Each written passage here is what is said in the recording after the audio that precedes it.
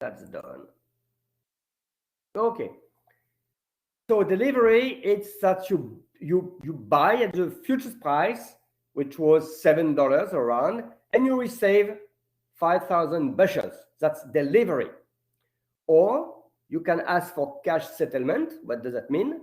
That means that if today you buy a futures contract, you sell it at expiration instead of going to delivery. You just sell it. If the wheat price has moved up from $7 to $10, you have a gain on the futures market, which is $3, and you buy your wheat at $10 on the spot market. 10 minus 3 is 7. So you have two solutions for at expiration. Either you sold your contract you bought today, or you go to delivery and you receive the wheat. Okay, so traders, what we call speculators, don't go to delivery because they don't want wheat in their home. They buy, if they think the wheat price will move up, they buy contract expiration date March 2022 at the Chicago Mercantile Exchange, and if the price move up, they sell the contract, and they have a gain, a profit, if the wheat price has moved, which is the difference between the price when they sell and the price at which they bought. Okay, small exercise. You want to be hedged against a rise of the wheat price till March 2022 on 5,000 bushels, which is around 13,000 tons of wheat. What do? You buy 100. Why 100? Because the contract, the unit of the contract is 5,000. Okay, so you buy 100 wheat futures contract, expiration date March 22. If you buy, don't forget, someone sells. You cannot say, I buy and nobody sells. Don't forget that, okay? It's very important to know that if you buy, someone sells, and to understand what does a seller do after. Okay, if you buy, someone sells. Who is selling? Either a wheat producer who wants to be hedged against the decrease of the wheat price, okay? It does not believe in expectation given by this lady, okay? The trader says this lady, the producer of wheat says this lady is stupid. The wheat price will move down, okay? So I don't trust this woman. I would like to be hedged against a decrease. So if you want to be hedged against a decrease, you sell a future, okay? And maybe you are the counterpart because someone wants to buy the cake producer. The wheat producer wants to sell. So two people are okay. One is buying, the other is selling. But really, it would be strange, very strange.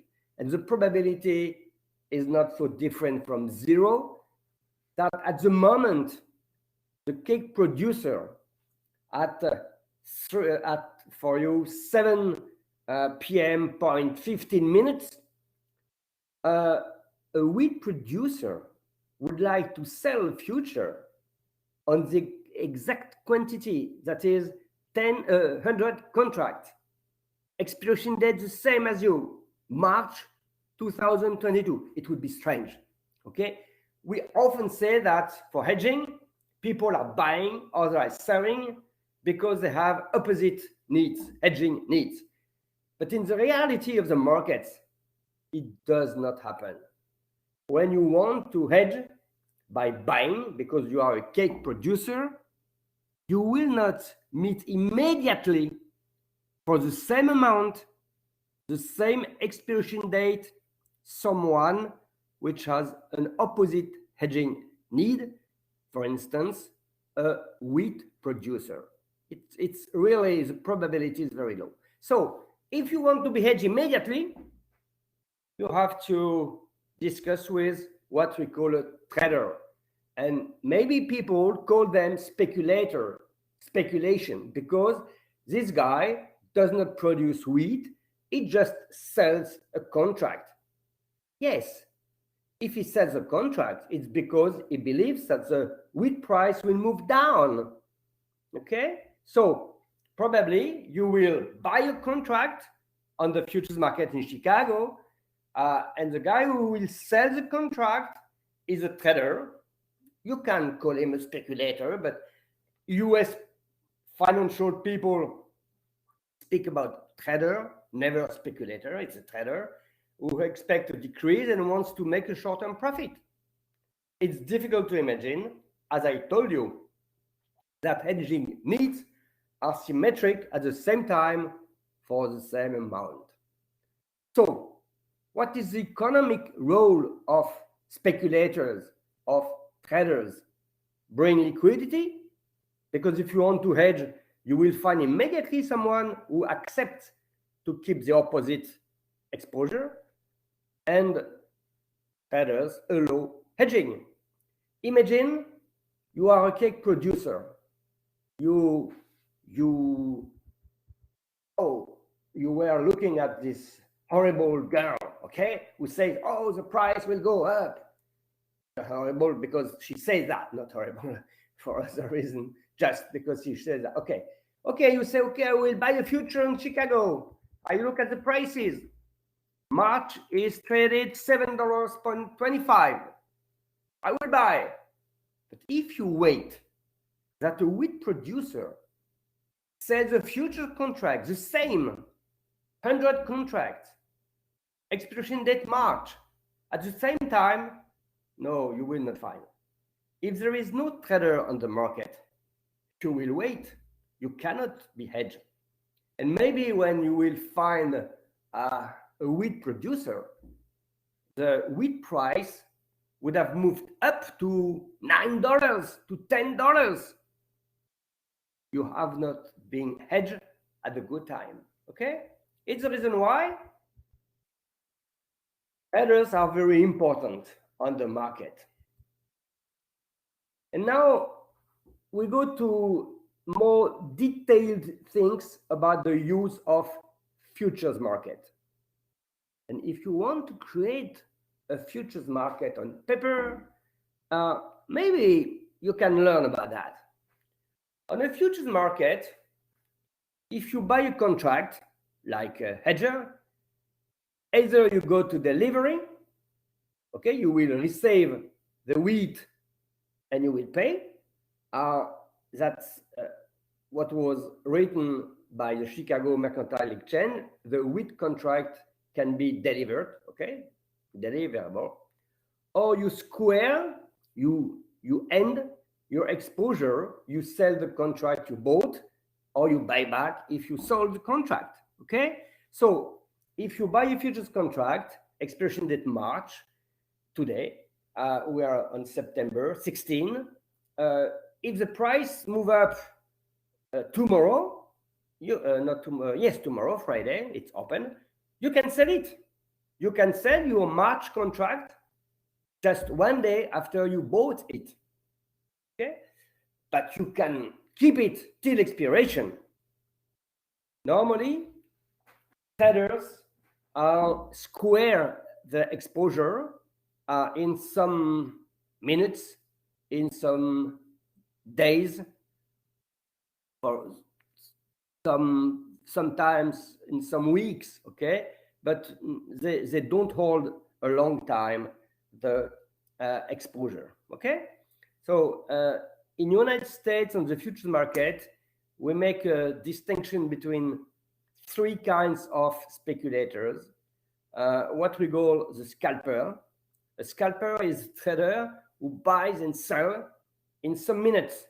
You buy wheat at 7.25 and you sell it 2 minutes after if the price has moved to 7.28.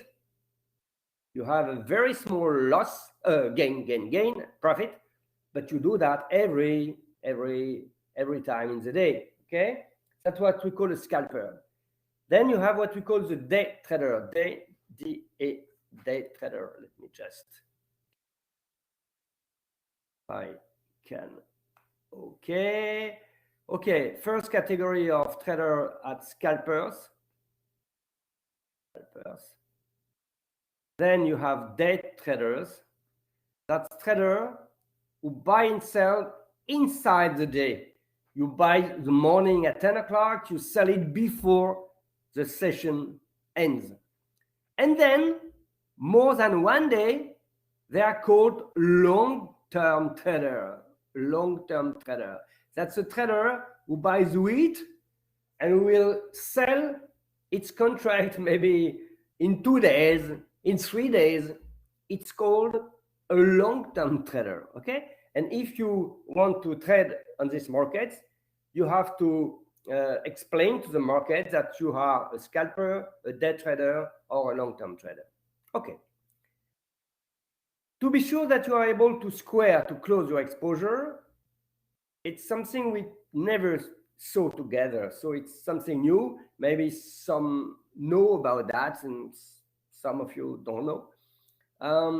To be sure that you are able to square and pay in case of loss. What does that mean? That means today, imagine you are a trader. You buy wheat because you think the wheat price will move up, and you buy a contract. You buy a futures 5,000 bushels, and you will sell your contract before the expiration. Because if you go to expiration, you don't want to be delivered 5,000 wheat. Okay, when you come home, you say, okay, I have 5,000 bushel. Is there any room for that? No.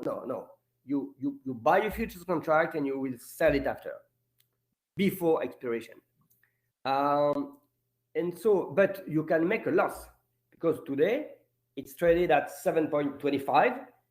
Imagine that at the end of the day, the price is moved to 7.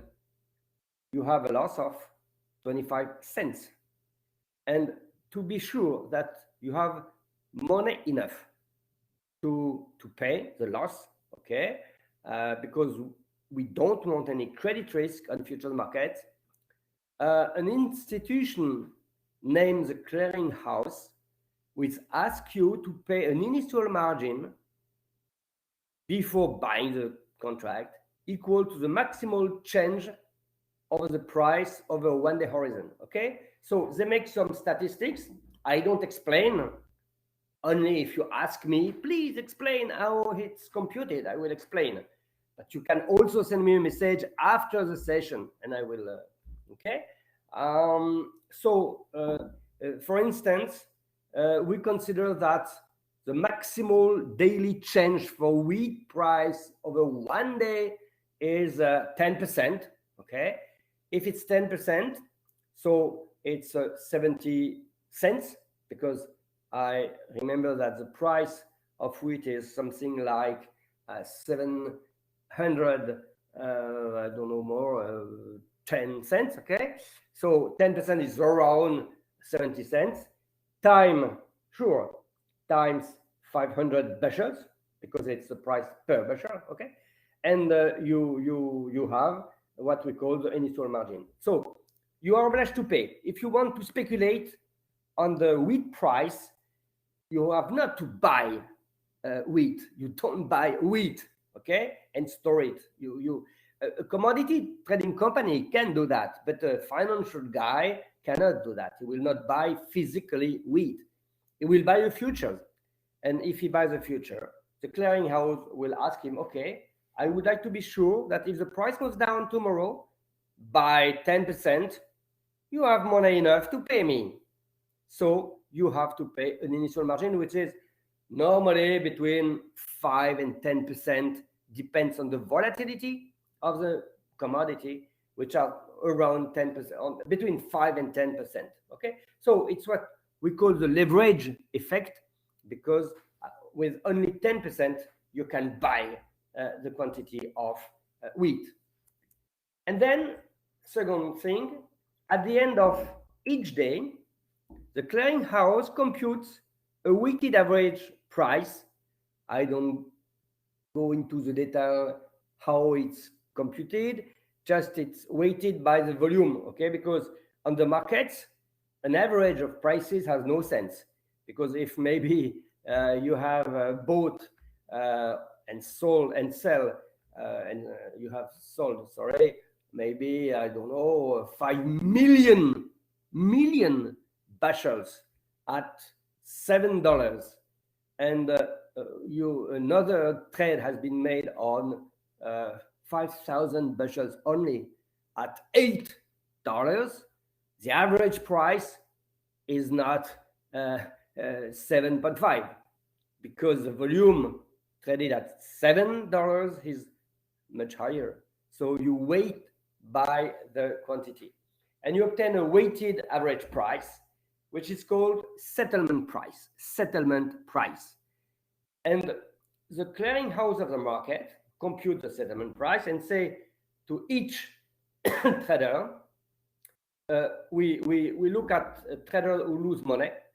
You bought this morning, for instance, wheat at $7.25, and the settlement price, I will just okay. This morning you bought at $7.25. Okay, so the settlement price at the end of the day is $7. You already lose minus $0.25. You lose. It's a potential loss. You did not lose because you did not end your exposure. Okay, but you gave 70 cents initial margin. Okay, and now you already lost 27 cents. It's the reason why we will ask you to give $0.25, what we call margin call. Okay, so if your exposure has decreased, you have a potential loss, you are obliged to give the potential loss to the clearinghouse of the market. So the market, you pay your potential loss, okay, fine, and you have again you have always your initial margin. And if the market tomorrow moves down again by 70 cents, it's okay for you, because for the market, because you have the initial margin. And tomorrow, if the market decreases, you will be called to pay another margin. Okay, it works like that. Traders who potentially lose money have to pay a margin equal to their potential loss. Let me just.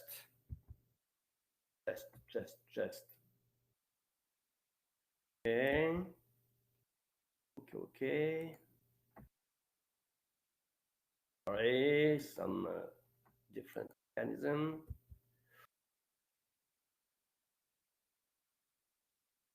Okay.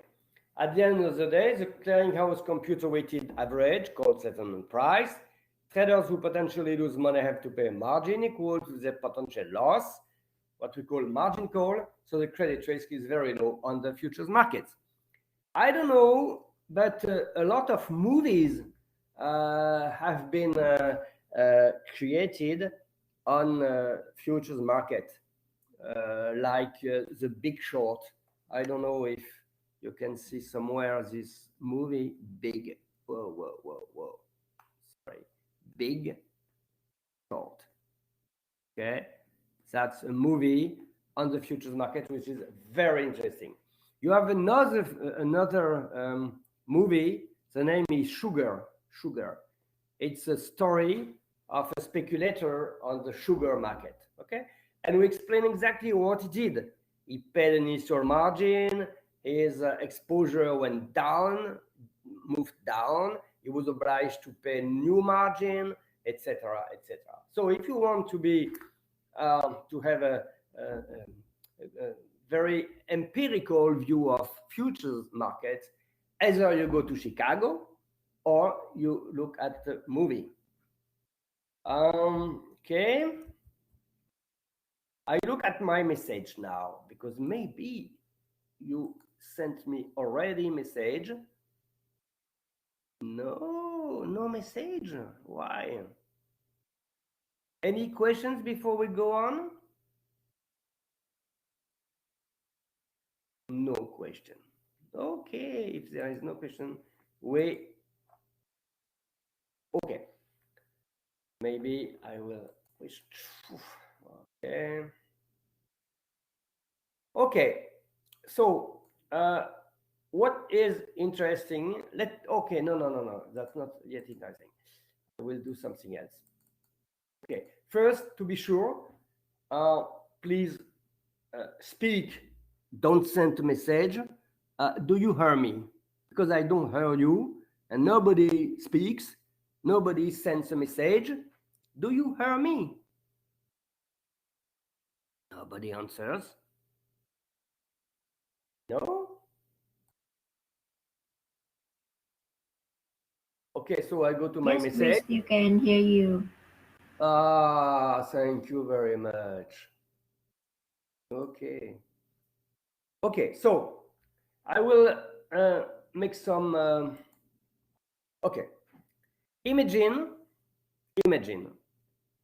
Uh, you are a cake producer. Again, you are a cake producer. Cake producer. And you have to buy wheat for producing cake or rice as you want, okay? In March 22 to okay. So you want to be hedged because the horrible woman said some minutes ago, oh, corn soars, wheat is climbing, every agricultural commodity is moving up. So you say, oh, I have to lock in today a price at which I will buy wheat in the future, in March. So you are what we call on the futures market a hedger. You are a hedger. And you buy 100 because you have to buy 5,000 500 sorry 500,000 bushels. Okay, you are short 5,000 bushels. Short, that means that you have to buy in March this amount for producing very good cakes.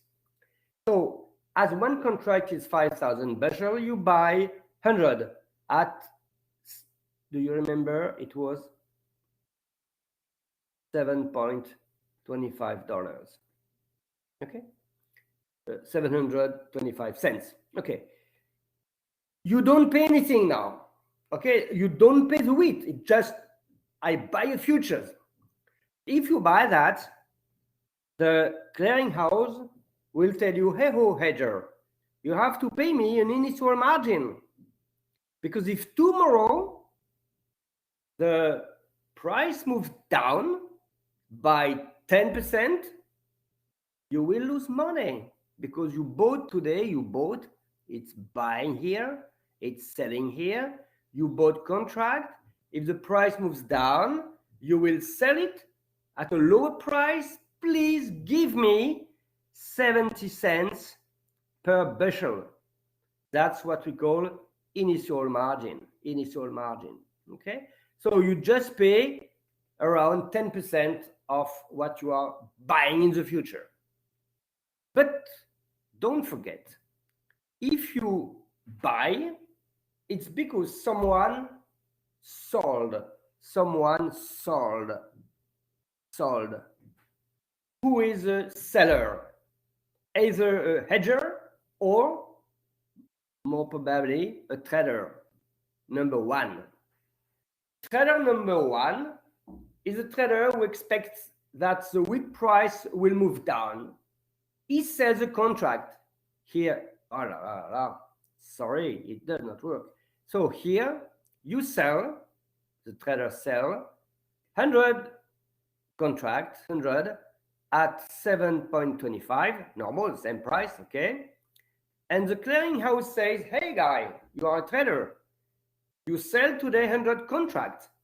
Fine, but you have a risk. Your risk is that the wheat price moves up. Because if the wheat price moves up, you sell today, you have to buy back your contract or to deliver wheat. But the guy is a trader. He does not want to go to expiration date and delivering 500,000 bushels, because it's a guy who is living in New York, in Manhattan. He has no wheat. Just speculate. Okay, so he sells a paper, which is a contract. Okay, so here we say, okay, the risk is that the wheat price moves up by 70 cents. Please give me 70 cents. It's initial margin also. Okay. Suppose now that he did that at Vietnamese hour at 7.30 p.m. Okay? 7:30 p.m. 7.30. Okay.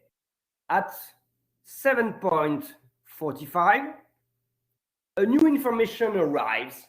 Okay? The horrible woman, do you remember the woman who said, I think the price will move up? In fact, she was wrong on a short-term horizon. And the price moves down, at 7 p.m., the price moves to $7. Okay? The March contract is traded at $7. So the trader one, what does he say? He says, oh, at 7.30 p.m., I sold contract, 100 contract. Now the price, the futures price, March, is 7. I buy back my exposure. I buy back my contract. So I buy them 100 contract at $7. I have a gain of how much? Per bushel, I have a gain of $0.25. It's a gain. So what happens? The trader one buys back its contract with a gain of 25 cents per bushel times 5,000 bushels times 100 contract. He makes money. And okay, we give him back the initial margin, normal, and an extra gain of 25 cents. But if the guy here bought the contract, it's because someone sold a contract at 7. Who is the guy? Either a hedger, the wheat producer, or more probably another trader, a trader named 2. And the trader 2 is okay to sell the contract. He sells 100 contract. He sells that at 7. Okay? Because the price was $7. Okay. So here he has to give an initial margin of 70 cents. And imagine at the end of the day, the price is now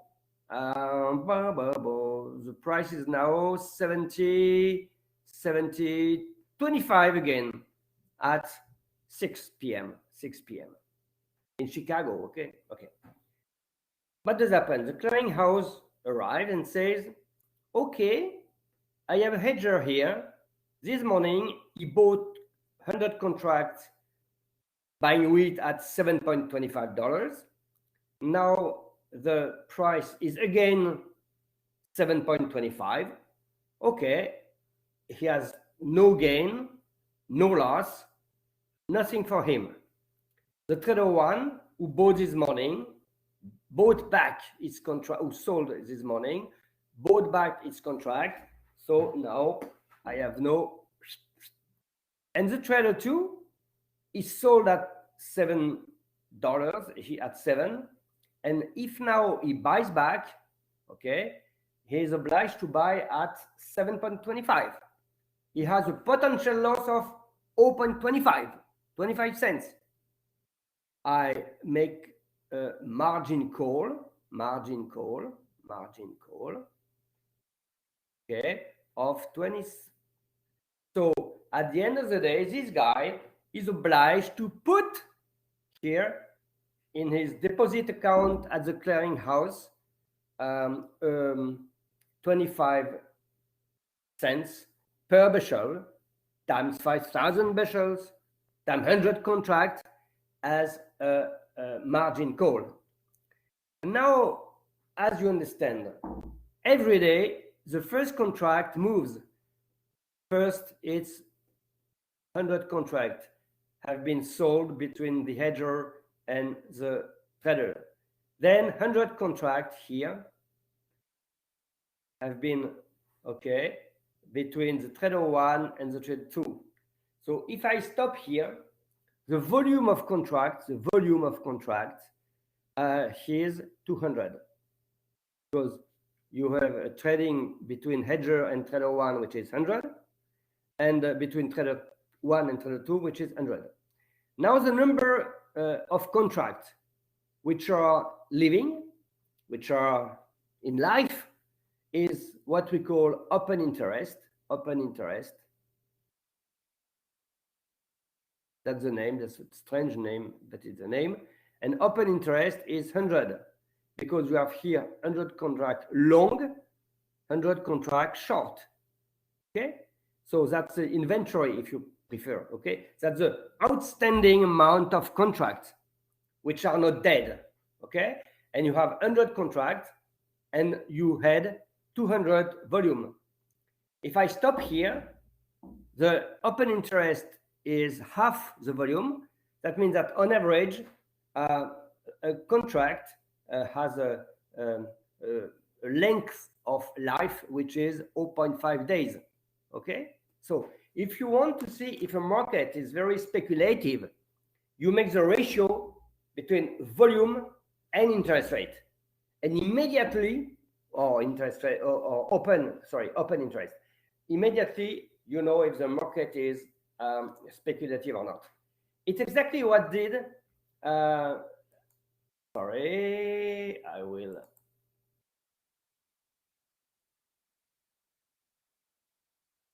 Chicago Mercantile Exchange gives the statistics for every commodity traded. Look at.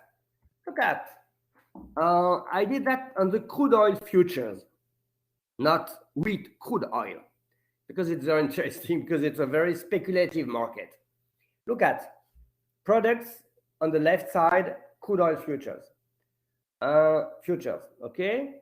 Volume, that is, it's on the right side, overall combined total. 1,257 contracts have been exchanged. The trading volume is that. But open interest, that's an outstanding number of contracts, is 2,001,065. What does that mean? That means that if you have an outstanding number of contracts, which is 2 million, a daily volume, which is 1 million, the average holding period of crude oil futures contract is around 2 days. It's around 2 days, you know? What does that mean? That means that it's a very speculative market. People buy and sell and buy and sell just for trading, and that the hedging volume of that, the hedging amount of contract is really very small, because if you hedge your contract, you don't, if you buy, you don't sell it 2 minutes after. You can maybe manage dynamically your hedging exposure dynamically, but normally you don't change every day, every minute your exposure if you are hedging. So if you want to know about futures market, are they speculative? Here you have an outstanding number of contracts of 2 million and around 1 million traded every day. So the average holding period of a future is 2 days. Really, it's a speculative market. Okay. Let me just give you some of you ask me about this screen, and I gave him the way to obtain this screen and many other statistics about these markets. Look at it's given by the CFTC committee, trading, CFT, F. It's okay. I don't remember what does that mean. That's the regulation authority on commodity futures market in the United States, and they gave every week this information. Look at that's again. Let me just take my pen. That's again on the wheat market in Chicago. Okay. As you know, some traders buy to be hedged, some traders buy to speculate. Okay? People buying futures are cake producer and flour producer. Every people who uses wheat when he creates, he make in the production process. And sellers, hedgers who are selling are people producing wheat, and they want to be hedged against a decrease of the wheat price. And you have people who are traders, as I explained you some minutes ago. We know very well. Open interest, first column on the left side, all it's 369,000 contract. So if you want to know, each contract is that, or sorry. Look to right with this. Okay. Oh no, it does not work. Or it's around each contract, each one bushel is around 130 tons. So if you buy one contract, you buy that multiplied by ton. Okay, because one contract is a bushel. Is 130 tons. So today we exchange. We did not exchange. The outstanding contract number of contract is this one. Who is long or short? Who bought? Who sold? Existing contract, outstanding contract. That's very interesting. And they divide people between producer and merchant, which are hedgers. So this guy buy or sell futures contract for hedging, not for speculating, for hedging. And who is using this contract for speculating? I don't. This one, okay. And this one, you see, swap dealers, I explain maybe after. Manage money. Whoa, interesting. That's what we call hedge fund. Hedge funds use these markets not for hedging. I don't know any hedge fund producing wheat or producing cakes or they are financial in the financial area. So if they buy or sell, it's just because if they buy, they think the price will move up. If they sell, will move down. Other reportable, that's essentially what we call individual traders.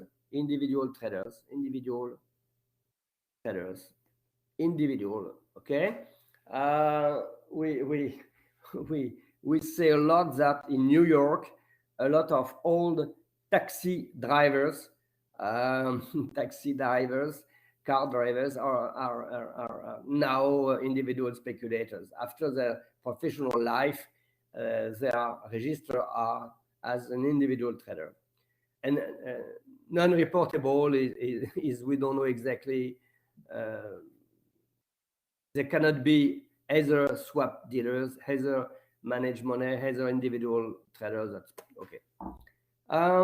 Okay, so what is very interesting is who is buying and selling. And here you have all the information. Look at percent of open interest, that is of the outstanding contract, okay, represented by each category of trader.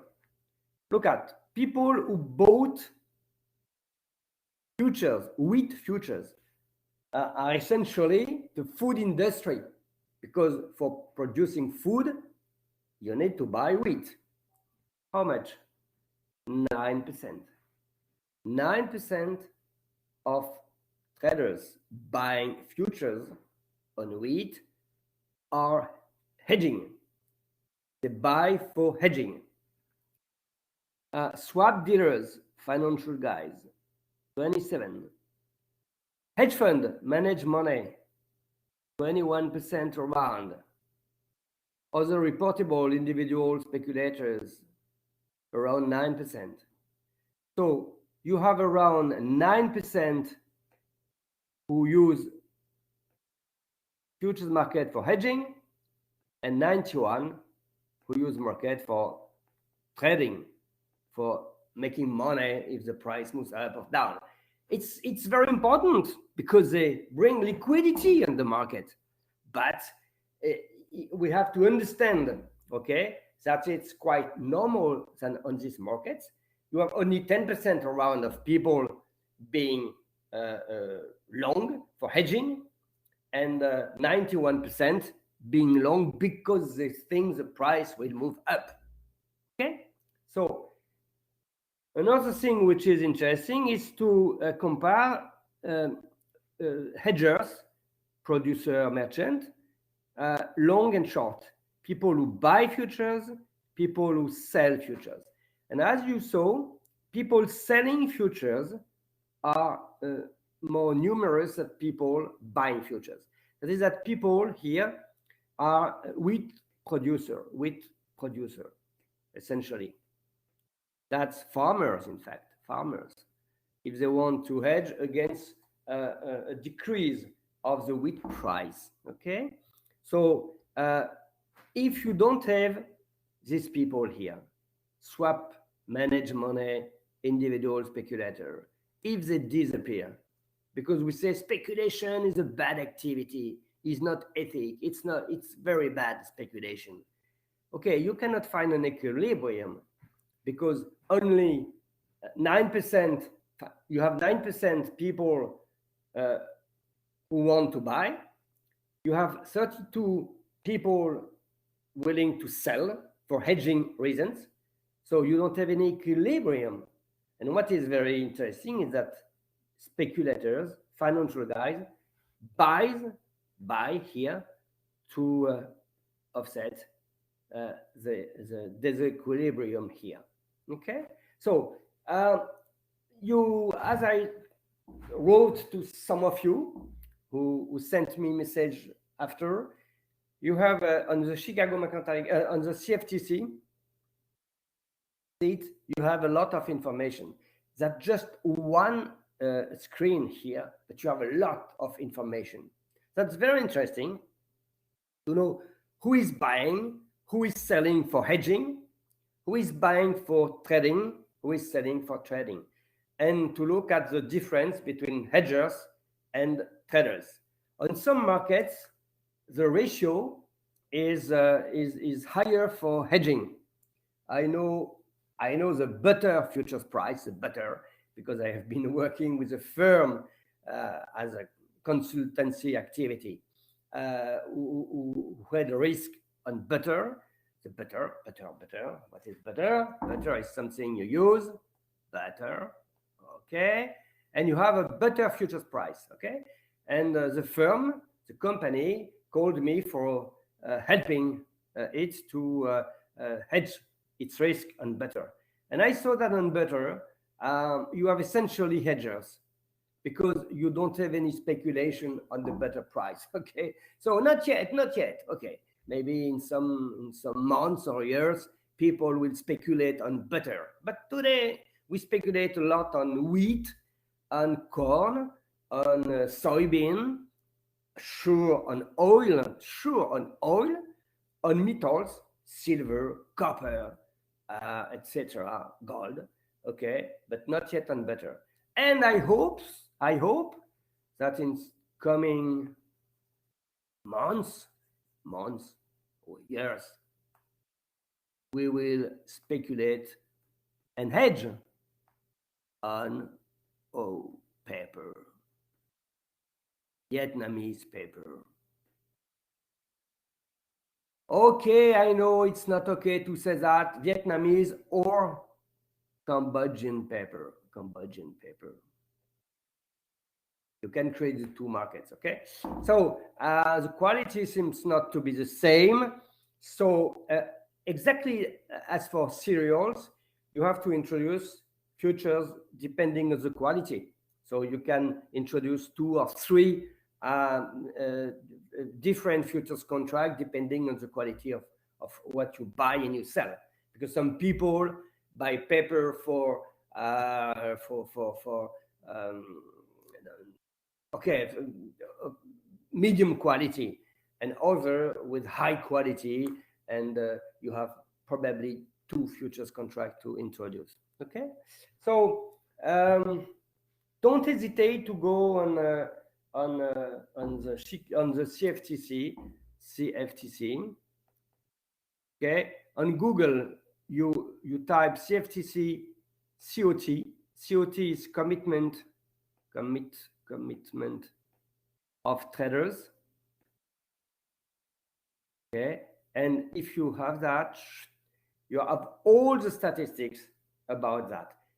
Some of you sent me yesterday a message telling I was so happy with that they were very interested by derivatives, and I was really very happy if I can attract people towards derivatives. And really, if you like that, you look at CFTC COT, commitment of traders, you read. It's now you have all the basic knowledge necessary to understand everything, and you will see you have a very nice and deep description of this market. You have agricultural products, you have metals, you have energy, sure, you have weather, remember, etc. Essentially, you know that you can buy and sell on the futures market Bitcoin. Bitcoin is also traded on the futures market. You don't need to buy Bitcoin. You buy a futures contract. If you think the price will move up, you buy a futures contract at Bitcoin. My advice would be not to go on this market. It's too volatile. If you want to lose money, please go to the Bitcoin market. But if you want to train, okay, you buy one contract on corn or wheat. You just have to pay an initial margin, which is 10%. So let me just, okay. Oh. Sorry, I tried to do something, which is,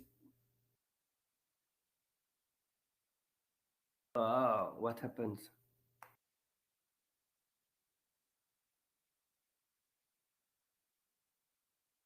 I will do something with you because I don't know exactly the initial margin. If you want to buy one contract on wheat because you want to test your capacity, I cannot understand because I cannot.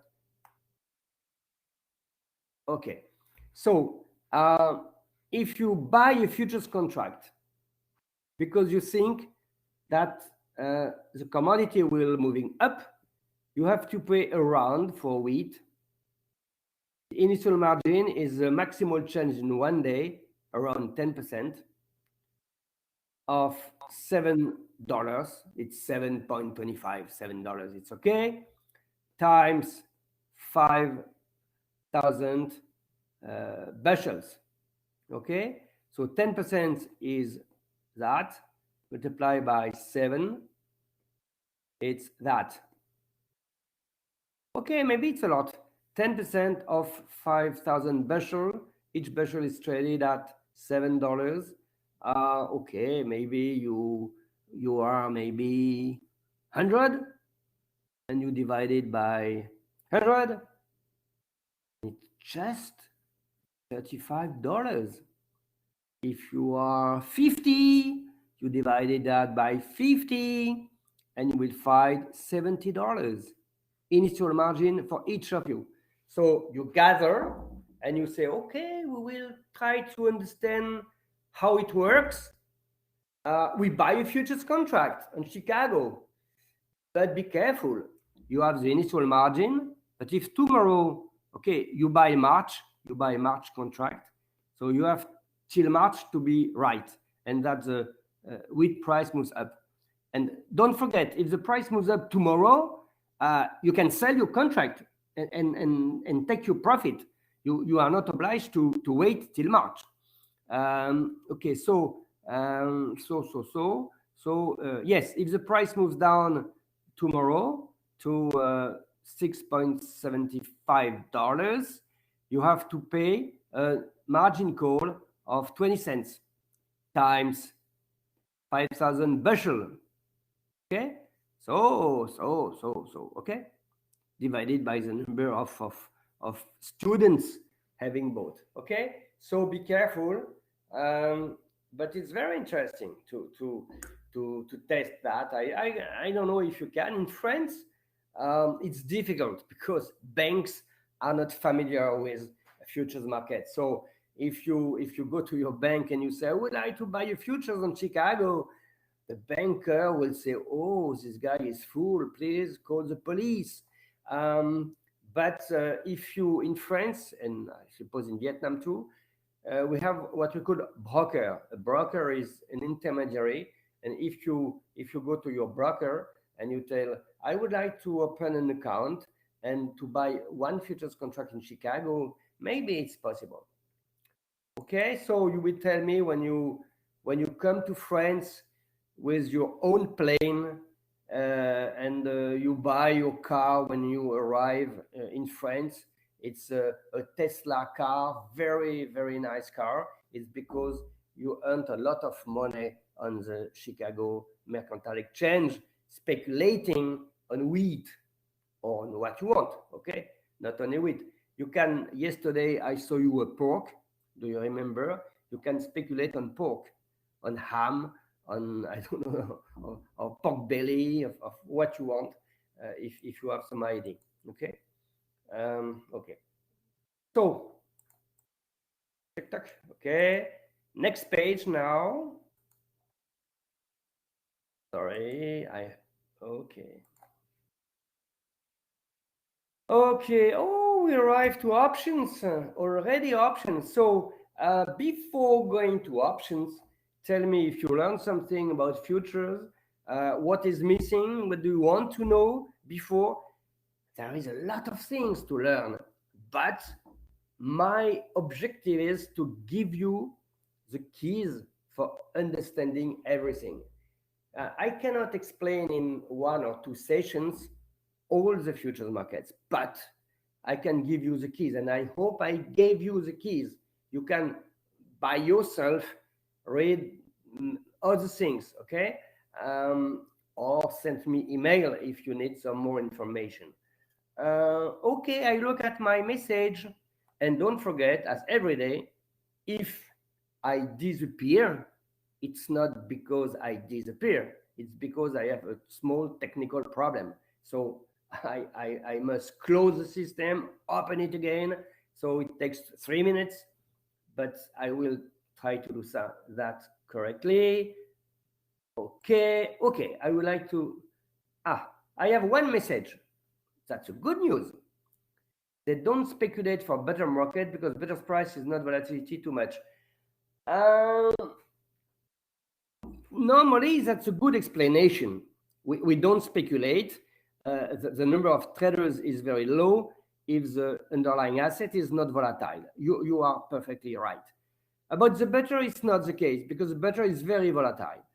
Why? Because I think that people are not familiar with better. Okay, it's a small market. The demand for hedging is large, but not so large, and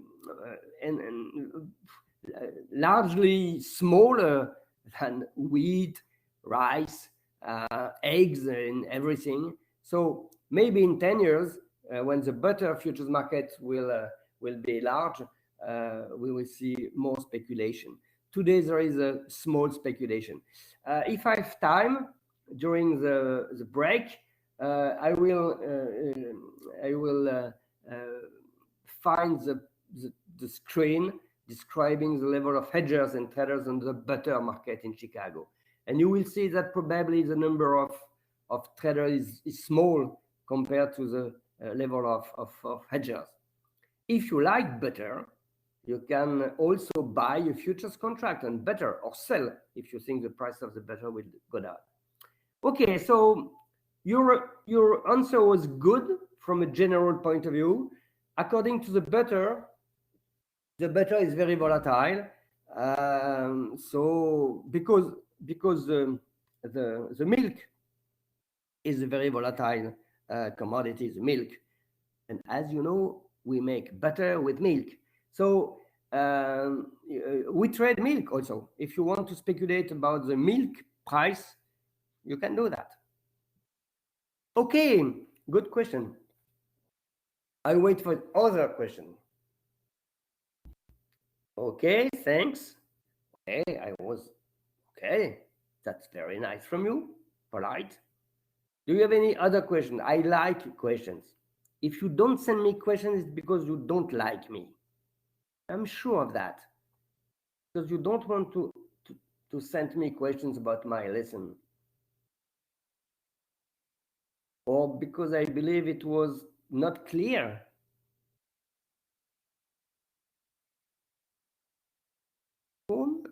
It's 7. No, it's 8.15 in Hanoi and in Vietnam, in Ho Chi Minh Ville. I wait for questions.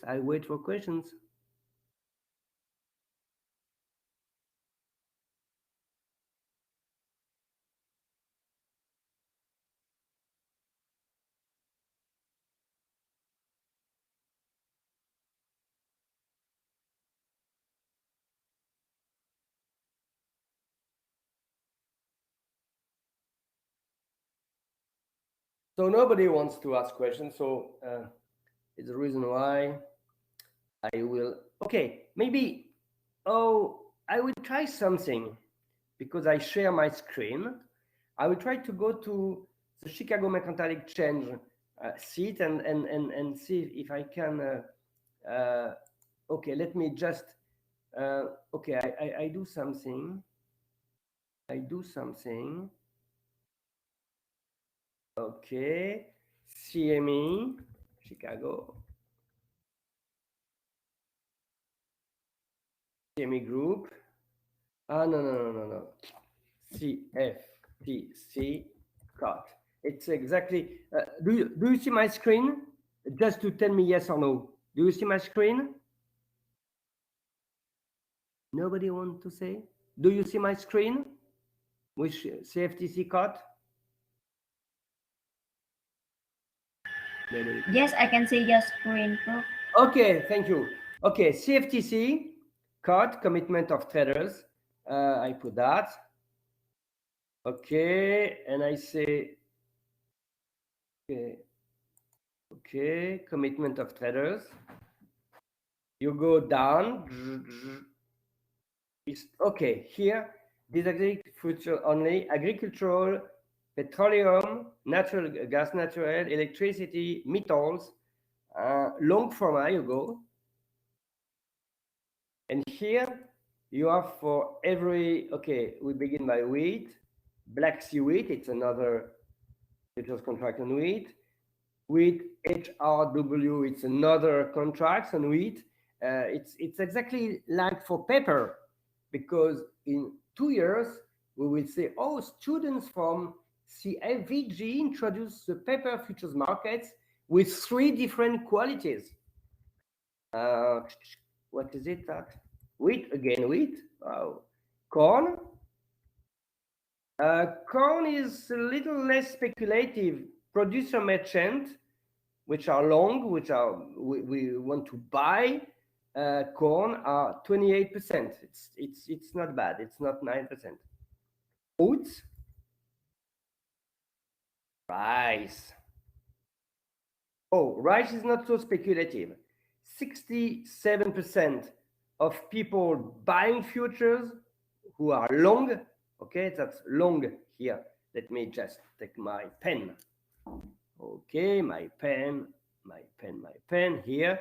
You know, here 67% buy rice, are hedgers, are producer or merchant. That's very interesting. It's not a speculative market. Oh, whoa, what happened here? Okay, lean hogs, live cattle, feeder cattle, butter. I am so happy. Butter, you know, butter. Butter is cash settled. That means that you cannot deliver. Okay, just you buy a contract, you sell it before the end. Butter, it's cash settled. Okay, cash settled. What is the number of? I don't know. I will see with you. Whoa! Sorry, here I put that here. Okay, so here, butter. That I don't know where. Okay. For butter,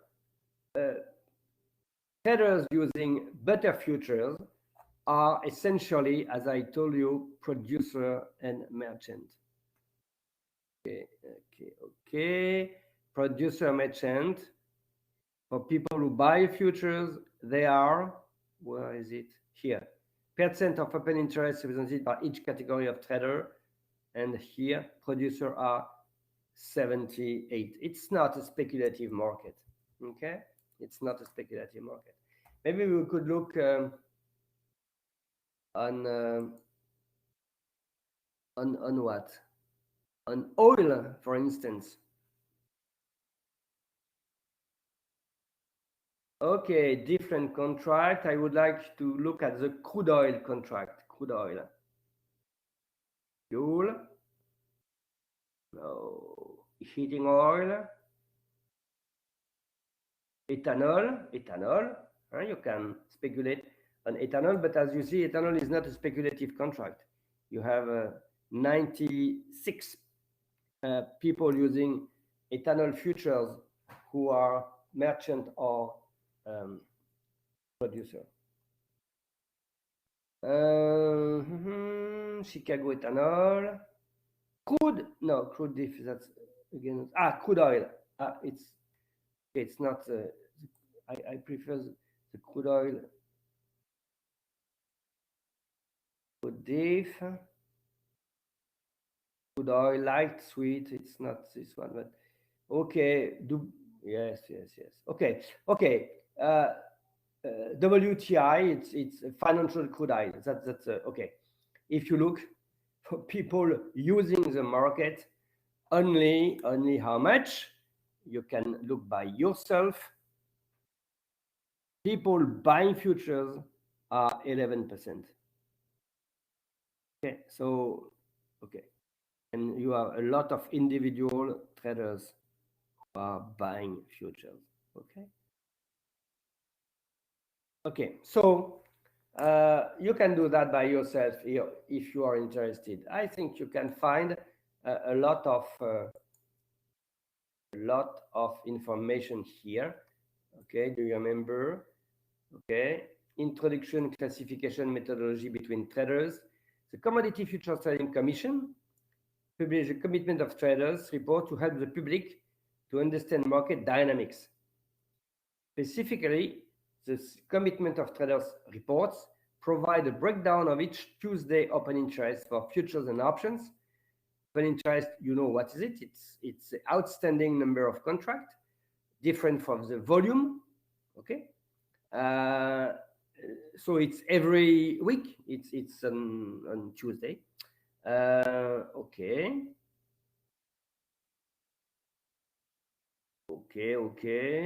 And they explain. Okay. They explain the different traders. Okay, so you have a lot of things to read if you want. Okay, the disaggregated reports breakdown is for classification: producer, merchant, user. Okay, so that's hedgers. Okay, swap dealers, hedge fund, and other reportable. Okay, and if you want more information, to look like that, and we explain you exactly.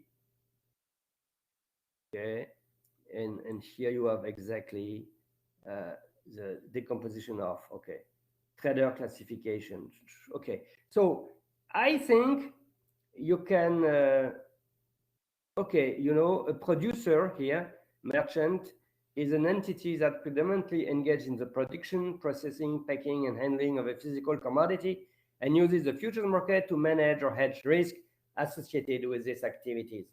We were good, exactly what we said. Okay, so if you want something to read, because tonight you don't have anything to read, you finish your book and you say, okay, I have no more book.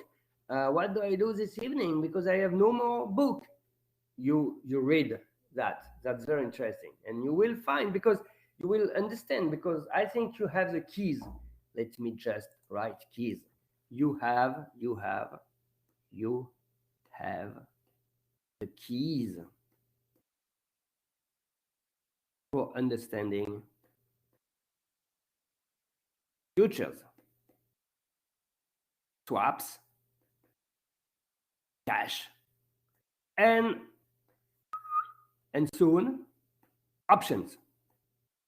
And after, futures plus swaps plus cash plus option is finished, because you have all the derivatives here. Okay, so it's the reason why now we will go to options. Before the break, because I think we make a break, and after we speak about options, I come back to message. I hope some of you sent message.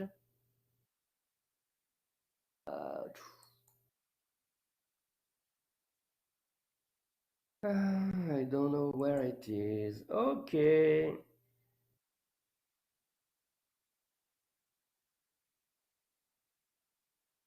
Maybe I have another message or not.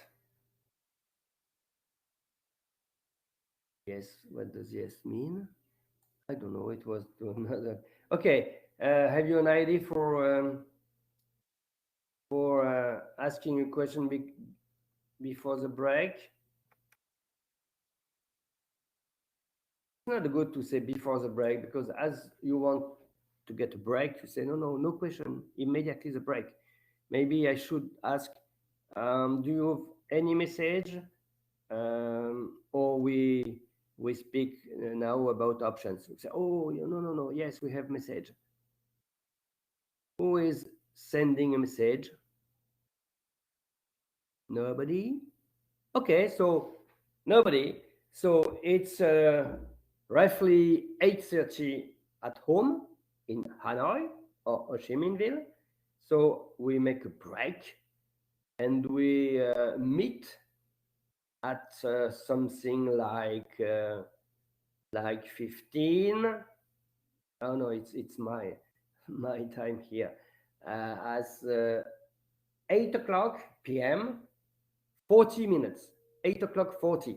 Okay, so have a good dinner, a good hamburger.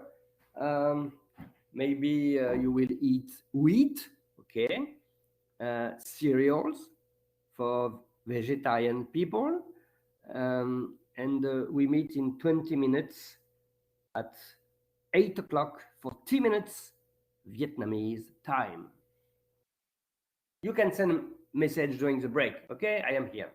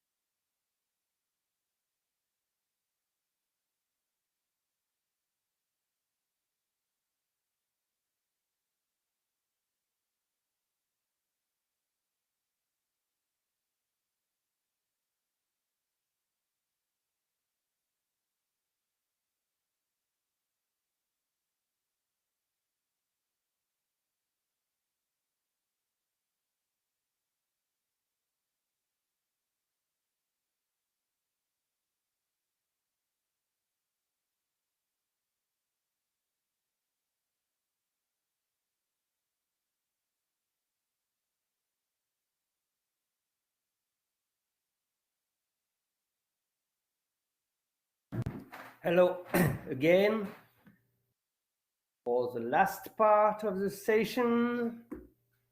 Are you ready? Nobody answers. Are you ready?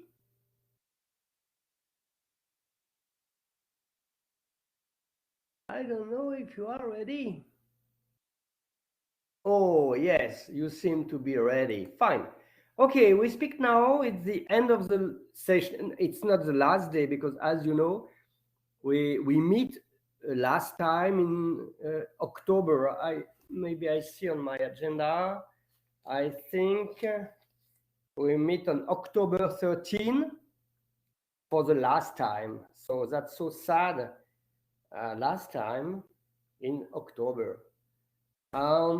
Okay. Uh, okay, maybe you invite me. You are more than ready. Okay. Okay, for the last session in October 13, I propose you tell Lynn or the woman in charge of the program to invite me in Hanoi or Ho Chi Minh with a private plane in a luxury hotel, 5 stars, and I make there my course. Okay, so you have to speak about that, a private plane and a 5-star hotel. Maybe I stay 4 days for visiting, and okay, I come back. Okay, seriously now, seriously, because you are more than ready. I just okay. We begin by some definitions about options. I don't know exactly what you know about options, but we will introduce by the beginning. As you know, an option is a financial asset. That's very important to say an option is a financial asset because that means that you can buy it or sell it, and you can sell an option without having bought before. Okay, I can sell an option. I sell you the right, and you pay for that you buy from me in 3 months the Amazon equity at $1,000. So I can sell you an option without having bought this option before. It's the reason why it's very important at the beginning to be aware that an option is a financial asset which is trading on the market where people buy and sell. It can be an hedging instrument as a future, but in fact, it's a financial asset that everybody can buy or sell. A call is the right to buy an underlying asset in the future at a predetermined price called strike price or exercise price. Okay, so let me give you an example. Assume the Amazon stock price is $1,000. You think that Amazon will go up. You buy a call, you buy the right to buy Amazon in 3 months at 1,000 price. If in 3 months the price of Amazon has moved up at 1,200, you exercise your option and you have a gain of 200 because you buy at 1,000 and you sell in the spot market at 1,200. So what is a put? A put is a financial asset defined as the right to sell an underlying asset in the future at a predetermined price called strike price. So you have 4 basic strategies with option, which are really the 4 basic strategies. But after, if we have time, in October 13, with my private plane, when I arrive in your classroom with my plane, we will go in more complexity. But at the beginning, you can buy a call or buy a put, or sell a call or sell a put. These are the 4 basic strategies for option. I buy a call, I buy a put, I sell a call, I sell a put. So the guy who is buying a call has the right to buy. The guy who is buying your put has the right to sell. The buyer of an option pays a price to the seller of the option. I don't like at all the word premium. Some people, maybe some colleagues, say the option premium. No, because premium is frequently used in the insurance world. We pay a premium to be hedged against a disaster, against fire in my home, against an accident with my car. I pay a premium. But an insurance contract is not a financial asset. You cannot sell and buy. You cannot sell your insurance contract, your car insurance contract, your home insurance contract. You cannot sell it. And if you bought, you cannot sell it. And you cannot sell without having bought. So it's not a financial asset. So the word premium has to be only used in the insurance perimeter. But for option, I prefer you speak about price and not premium. So the buyer on option pays the price of the option price, to the seller. The seller receives the price. Normal, he sells a right. The price of this right to buy or to sell is a little complex to compute, but as some of you know already, in 1973, two guys, one was an expert in physics, Black, and the other one was a professor of economics at Stanford University, Scholz, computed the first pricing model, and you can find it in Journal of Political Economy. Okay, that's option pricing. Okay, there is mathematics. So if you don't like mathematics, maybe you just read quickly. But if you like mathematics, if you have time to be concentrated, how to price an option, you can read that.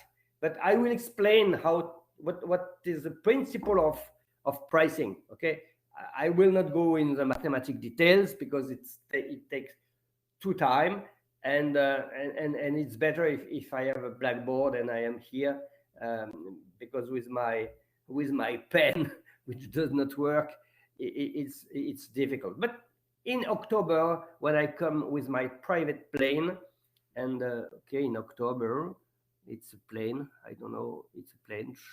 Okay, it's a plane. The airport. Okay, I arrive and then I go to CFVG, and I speak you CFVG. I speak on Blackshot. Okay, you can sell. Be serious. You can sell an option. The option seller sells a right.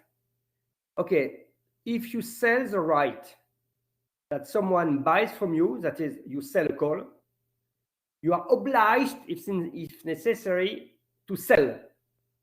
The guy who sells a call can be obliged to sell the underlying asset. Let me give you an example.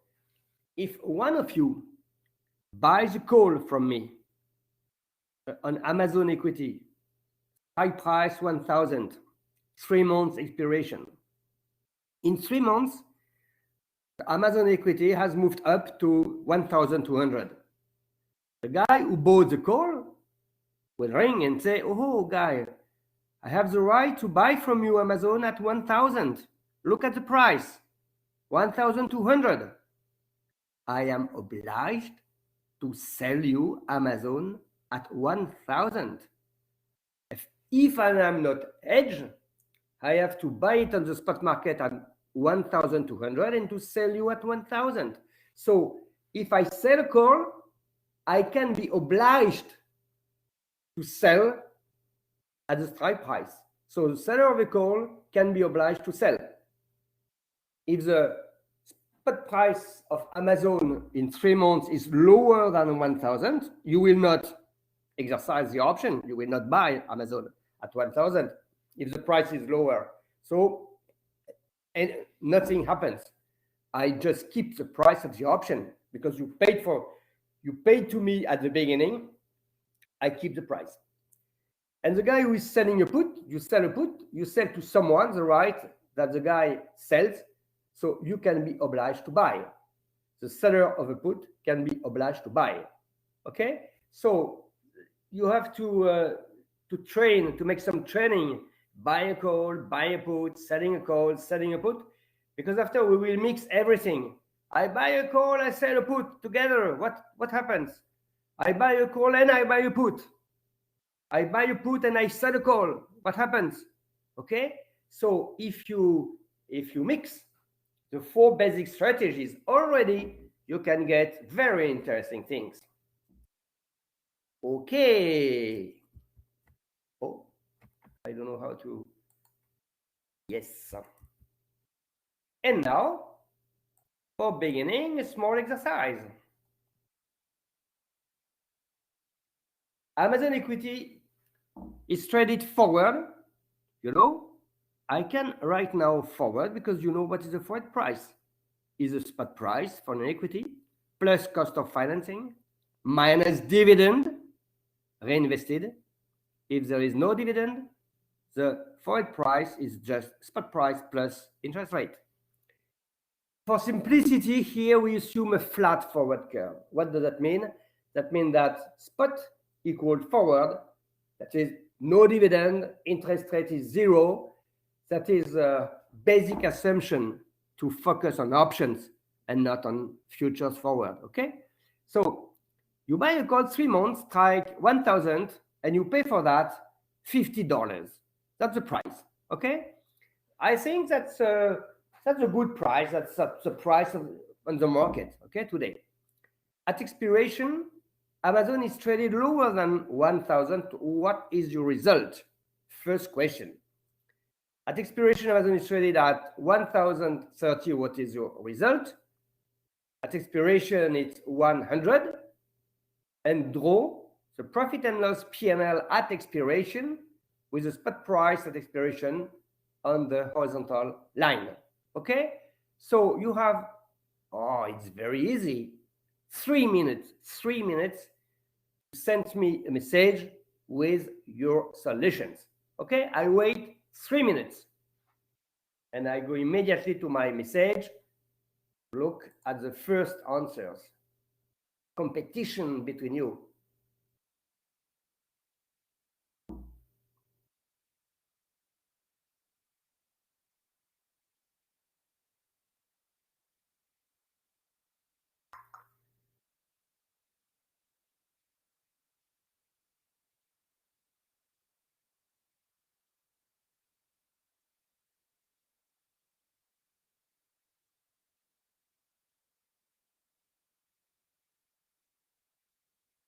I am surprised. No answer yet. It's so easy. That's the first very basic exercise on option. Very basic.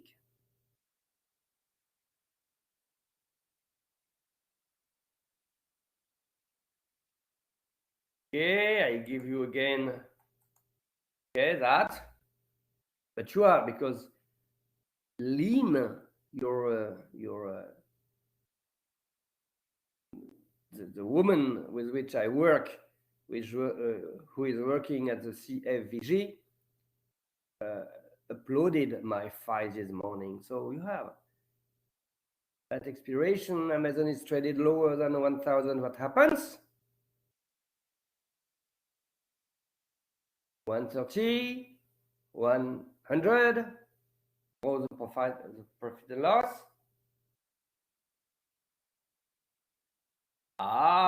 Someone is writing.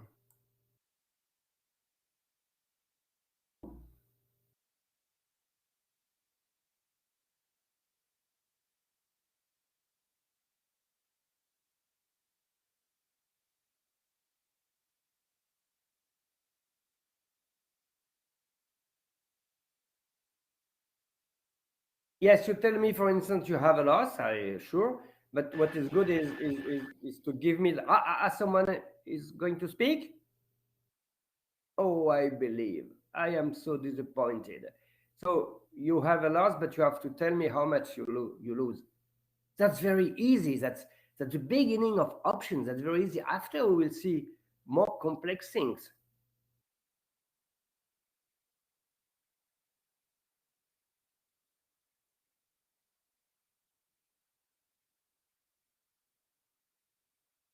I lie because in your answers you speak about option price and not option premium. Congratulations. It's better to speak about price. I will explain after. It's so important. If price at expiration is lower than 950, I will cancel the contract. Okay, I will explain because it's not okay. It's not good.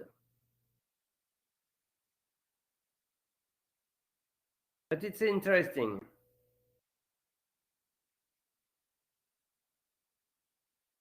I wait for the last answer and after I give you the solution.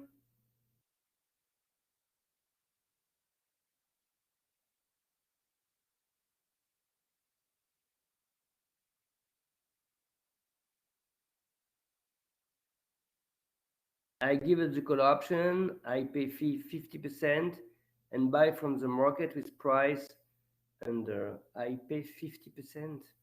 No, $50, I think. Yes. Great. Okay. Last answer before maybe to the other questions.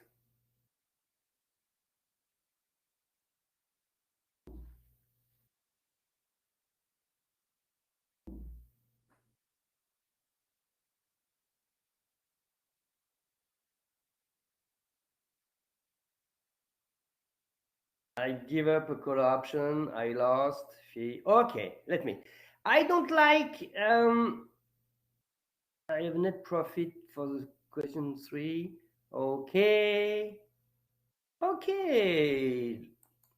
Let me just give you. Okay. Again, that's really the beginning of options. That's very, very easy. That okay.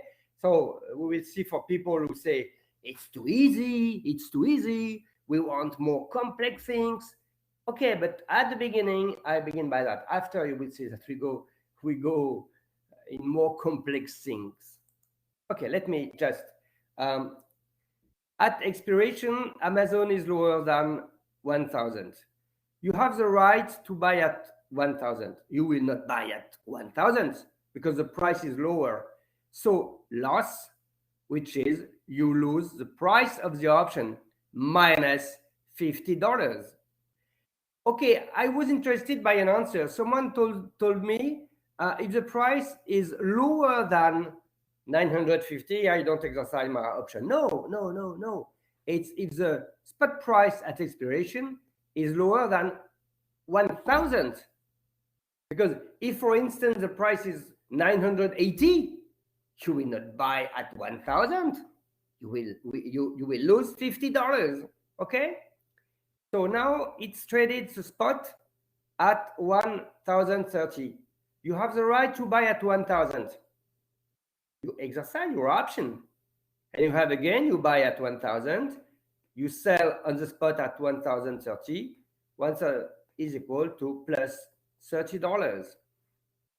And then some of you get the good answer. If Amazon is traded at 1,100, your result is you buy at 1,000, you sell at 1,100, okay, minus option price. The result is a gain of plus $50. Okay, sorry, I was wrong on this here. You buy that, but you pay for that. Sorry, you pay for that $50. So here you have a loss of minus $20. So if Amazon is traded at 1,030, you buy at 1,000, you sell at 1,030, you have a gain of 30, but you paid $50 and you have minus $50. normally plus cost of financing, but okay. Amazon is traded at 1,100. You buy at 1,000. You sell at 1,000 on the spot market 100. You have a gain of 100 minus option price. Okay, now what is the P&L at expiration? The P&L at expiration, let me just to change. Okay, let me. Okay.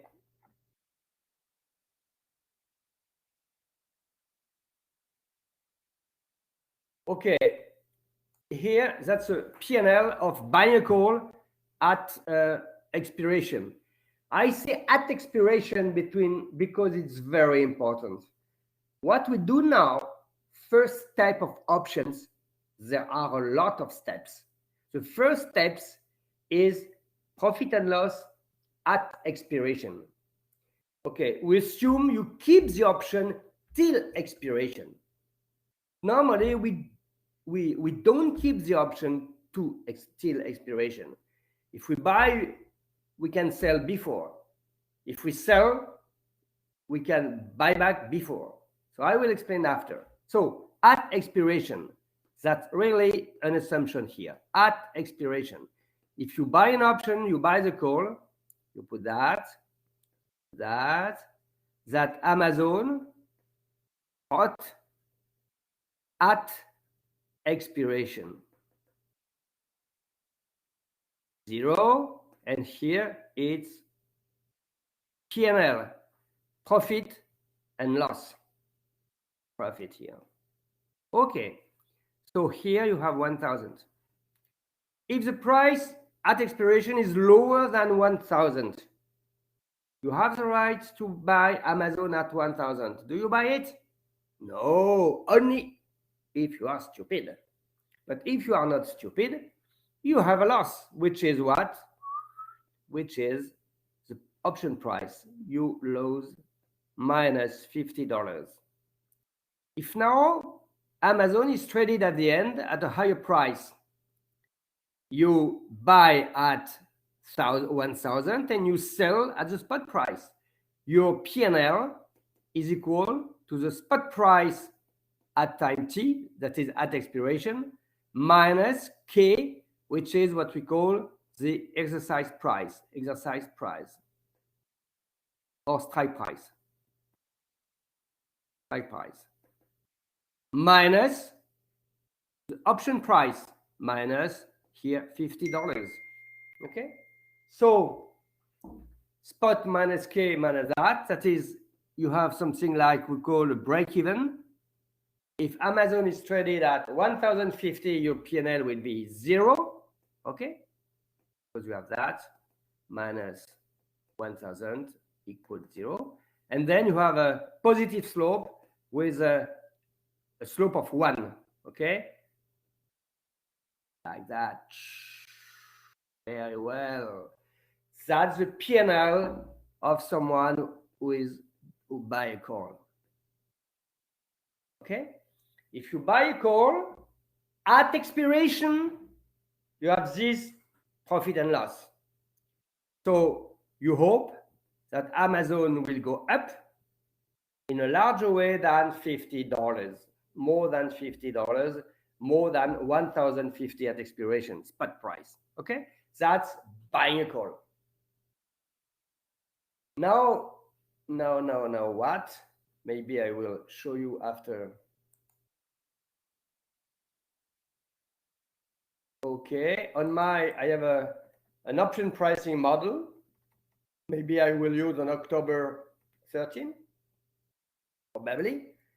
And here you have the P&L at expiration extracted from an option pricer, because I've been working a lot on options when I was working for Banque Industrielle on a part-time basis.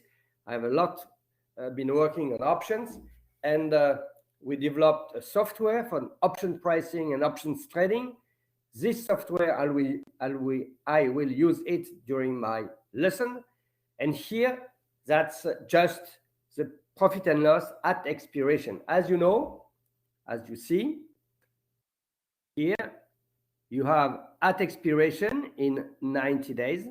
Okay, that's change in volatility. Not yet. We will speak about volatility after.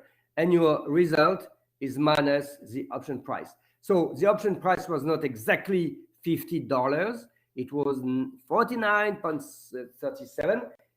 But because for simplification in my exercise, I told you the option price is $50. Okay, so it's not exactly. So if you want a good price, the right to buy Amazon at 1,000, if its forward price is 1,000, what we call for people who know at the money option, it is around $50. Okay, so you make money if you hold your option till expiration, but you are not obliged. You make money if Amazon is at expiration higher than strike price, exercise price, 1,000 plus option pricing. Okay, you are exactly here. Okay, here you have something like, okay. So that was the first basic exercise for training. Sorry, I try to, okay.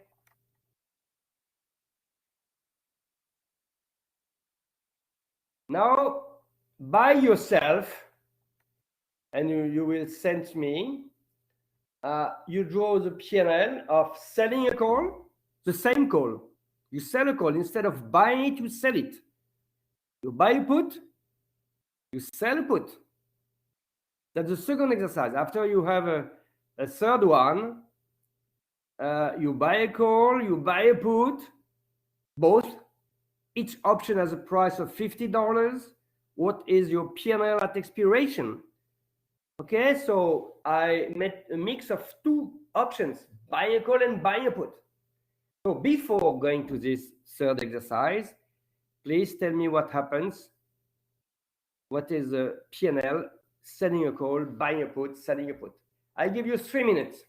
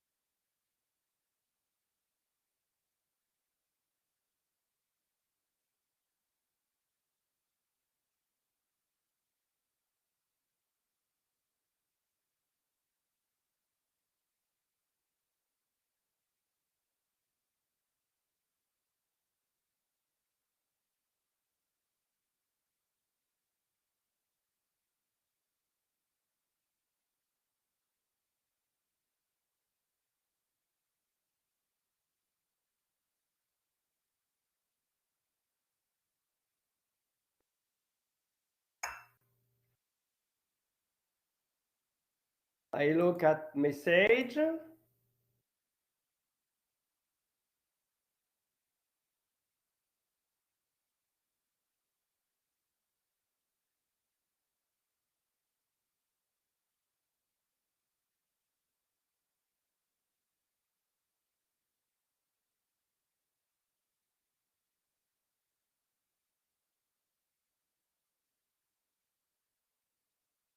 I wait for message.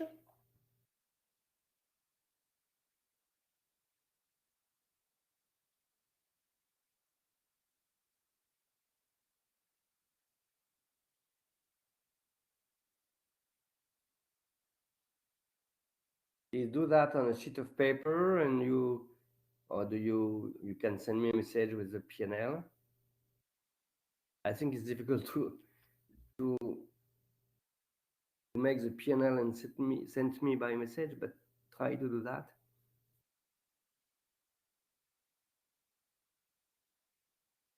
Okay.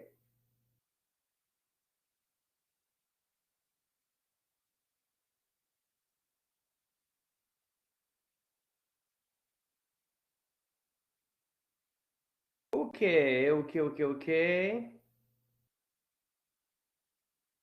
Okay, I will do that. Okay, so setting a call. I will make something. I will use I think I can use something like. Okay. I know what I want to do. Okay, now. Okay, September. Okay, you set a call. I will. Okay, if you sell a call, 1,000 strike price, paying $50. Tell me if this picture of PNL 1,000 is okay. Here you have that. Is it selling a call? And now I will use a material. Look at, okay, this kind of things. I will try to do something. It's okay. My question is it okay? Is the PNL of selling a call? Okay. Okay, you tell me quickly it's true, it's wrong. The picture I wrote, I made.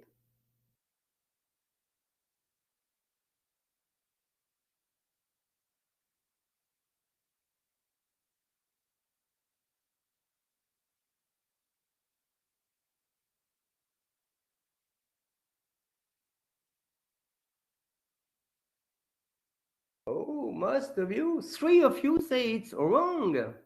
4, 5. Ah, 1 is true, okay. 2 are telling it's true. 3, because maybe one of you who usually gives a good answer tells it's true, so you answer the same thing. Ah, wrong is coming back, 7. Okay, everybody, it's not a problem if you are wrong. Okay, wrong again, 10 people. 11 now, whoa. Nobody, few people think it's true. Oh, 13, it's wrong. 14, 15. Okay, I stop here. Okay, your answer is it's wrong. And the good answer was it's wrong. It's wrong. It's not at all selling a call. Why? Let me just explain. For people who thought it was, if you set a call, setting a call, PNL 1,000 and spot at expiration. Okay. You sell to someone the right that he buys from you Amazon at 1,000. So you are engaged to sell it at 1,000 if you want to buy. But if the price of Amazon is lower than 1,000 at expiration, the guy who bought a call giving the right to buy at 1,000 will not buy Amazon at 1,000 from you. Sorry, he will buy Amazon at a lower price on the spot market, except if he's stupid. But in a non-stupid world, normally, if you have the right to buy at 1,000 and at expiration Amazon has moved down, you don't buy at 1,000. So the option seller keeps the option price. You have a gain of $50. You have a gain of $50. That's selling a call. But if at expiration Amazon is traded higher than 1,000, for instance, 1,200, what do? The option buyer will buy Amazon from you at 1,000 because he has the right to buy at 1,000. And you are obliged to sell it at 1,000. And as now you buy to sell it, you buy at 1,200, you sell at 1,000, you have a loss of 1,000 minus 1,200, but plus here 50, because you received at the beginning the option price. So your result here is minus 150. So if the Amazon at expiration is 1,050, your P&L is strictly zero, because you buy at 1,050, you sell at 1,000, and you receive the option price at 50, you have a result of zero. And here, so your result is exercise price, which is a constant in mathematics. In mathematics, it's what we call a constant, something which does not move. That's a variable, that's spot price at expiration. That's a constant, that it doesn't move. So you have here a line, which is an equation of the first degree with a slope of minus here, 1. Like that. Exactly the symmetric, but that's normal symmetric of the option, the call option buyer. The option buyer is like that. That's the buyer of a call, buyer of a call, buyer call. That's seller call, seller call. So we say frequently, it's very dangerous to sell options, because we frequently say your loss can be very, very huge, because if you sell a call, you are happy, you get $50 today. But if Amazon moves to 2,000, you will be obliged to sell Amazon at 1,000. And to buy it on the spot market at expiration at 2,000, you have a loss of 1,000 minus $50. Sure, as banks essentially sell options, they have a risk and they hedge their risk. I will explain after how we can hedge the risk, but you don't keep this exposure. Selling options is very dangerous. Buying options is very, very comfortable, because you have a risk which is limited here to the option price. In the worst case scenario, you lose the option price. And in the best scenario, you have again, which is equal to spot minus K. K is exercise price or strike price minus option price. Okay, so that's very interesting. That's that.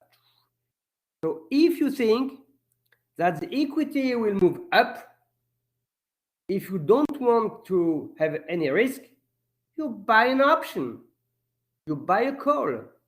You know that if you are wrong, you will only lose your option price. It's very different as buying forward, because if you think that Amazon will go up, you can say, I buy Amazon forward. Okay. Amazon is traded at 1,000, forward price, P&L, profit loss, 0, and Amazon at expiration. If you buy Amazon forward, you have this P&L here. That is, slope is 1. If you buy forward, you decide to pay 1,000 in 3 months to your bank. If in 3 months the price of Amazon has moved up, you are very happy. You are happy. Okay? What is your result? Spot at expiration, time T, minus 1,000. But if Amazon moves down, you are not very happy. You are like that. And I think that, okay, really, you are not very happy. So what is your result? your result is spot minus 1,000, which is negative. So it's risky. If you think that the stock price will move up, you can buy forward. Sure, but be careful. If the price moves down, you lose money. And your P&L is spot at expiration minus forward price. If you buy an option, you pay $50. But if the price moves up here at expiration, your result is spot minus 1,000 minus 50. So you have a result which is like that. Your gain is reduced because you paid $50. Okay? But if the price, Amazon price moves down, you don't buy it. You have the right to buy it. You don't buy it because you can buy at a higher price. So you lose your option price. Like that. Okay. Okay. So either you buy forward or you make an option like that. Okay. So it's less risky buying an option. You make profit, but lower gain than if you had bought forward. Sure, you cannot have a gain in any case.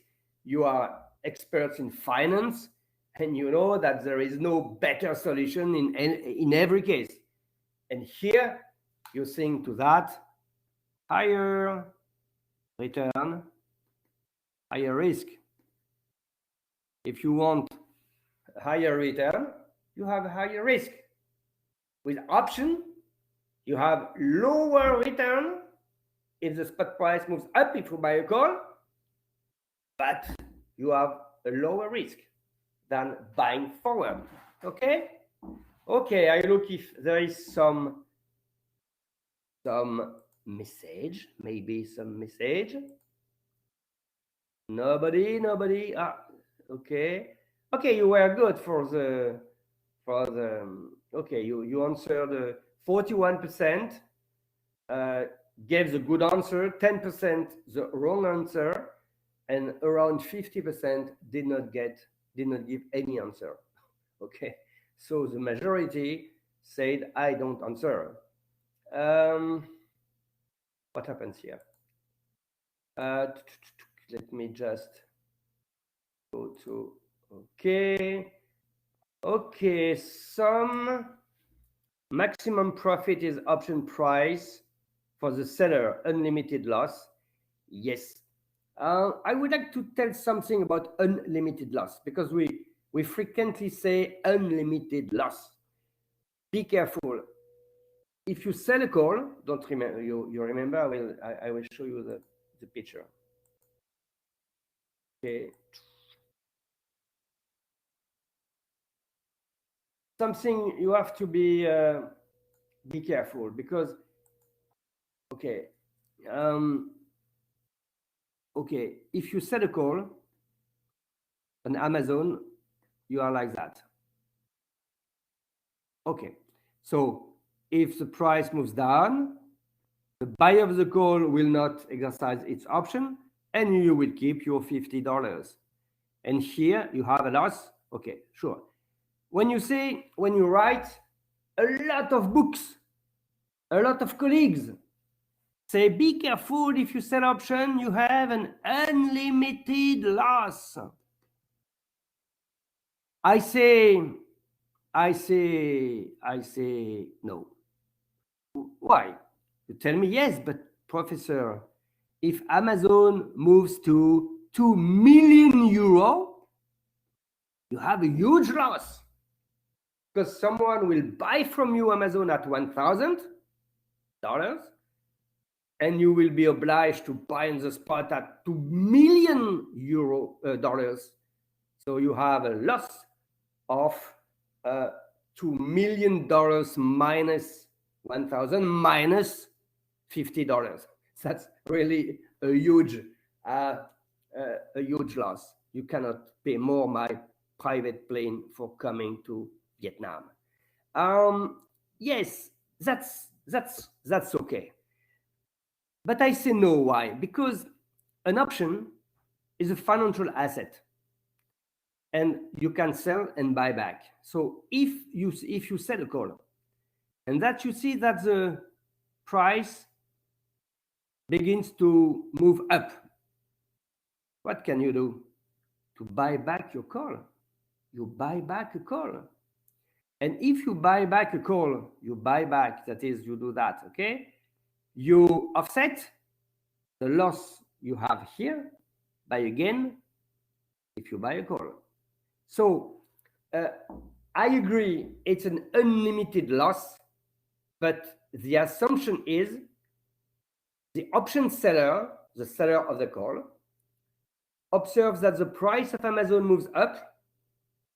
It does not make anything. He say, oh, I lose money.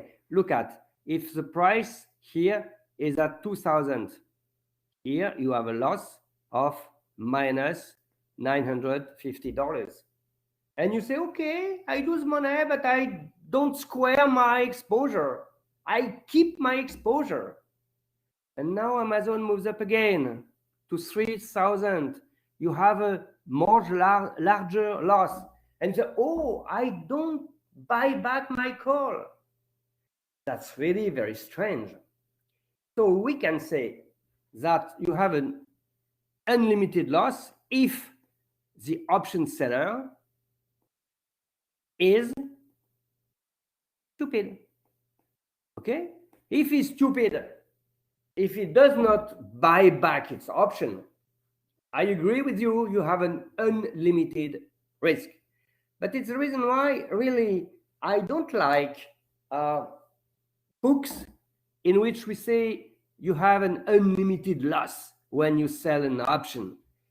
I understand. When you say that, I understand very well, and I say, okay, you are okay. But in reality, if you want to understand the option is a financial asset. You can buy, you can sell. Okay? So if the price moves up of Amazon, you lose money. You can buy back your option or back another option, another call. And here you immediately limit the loss. So be careful with unlimited loss. It's only in the case you don't manage your options portfolio before the expiration. Okay? It's exactly as if you tell me, Professor Marteau, if I buy a stock, an equity, I can get a very high loss equal to the price of my stock. I say yes. If you buy Amazon at 1,000, and if Amazon moves to 0, you have a loss of minus 1,000. You say, oh no, Professor Marteau, if Amazon moves down, I will sell my equity. But I say, why don't you sell? Don't you buy your option? You sold an option. If you want to limit the loss, you buy back your option. It's exactly the same thing. I tell you, be careful with stock because you can lose the price of the stock. You tell me, I don't understand. Why? Because if the stock price moves down, I can sell my stock, my equity, and my loss is limited. Here, okay? Yes, but it's the same thing for option. Don't forget, before sleeping, remember 2 days ago or 3 days ago, my advice was before sleeping, futures price equals spot price plus cost of carry minus convenience yield. Right? Maybe the good sentence is an option is a financial asset. I can buy, I can sell. If you sell an option, you can buy back it. So your risk is not really unlimited. But I understand in every book, no, in most of books, it's written that it's a maximum, the seller of an option can have a maximum loss. An unlimited loss. Unlimited, that is you, okay, an unlimited loss is that like that. I sell a call Amazon. Here you have 1,000. Here you have your gain, $50. Profit, loss, okay. Here you have your break even, that. And here, if Amazon moves to 2 million euro, and if Amazon moves to exponential of 2 million, you have an unlimited loss. Yes, okay. But as soon as you see that the price of Amazon moves up, you stop your loss. You buy back your option. You buy back the option. Okay? Very important that. So that's good to say it's an unlimited loss, because okay, that's the first step. That's okay. I agree with you. It's not wrong. It's okay. But in the reality of options management, you never, when you begin to lose money, you never say, okay, I will lose much more money. I don't make anything. You buy back your option, or you hedge. And you hedge by, for instance, buying stocks. If you buy stocks, you buy Amazon. If the price moves down, you will get a huge loss on your option, that you make money on the Amazon. So there are a lot of solutions for limiting losses when you sell options. Okay? But the idea is behind here is the sentence you will repeat before sleeping. An option is a financial asset that I can buy and I can sell. Okay? So, and if I buy, I can sell. If I sell, I can buy.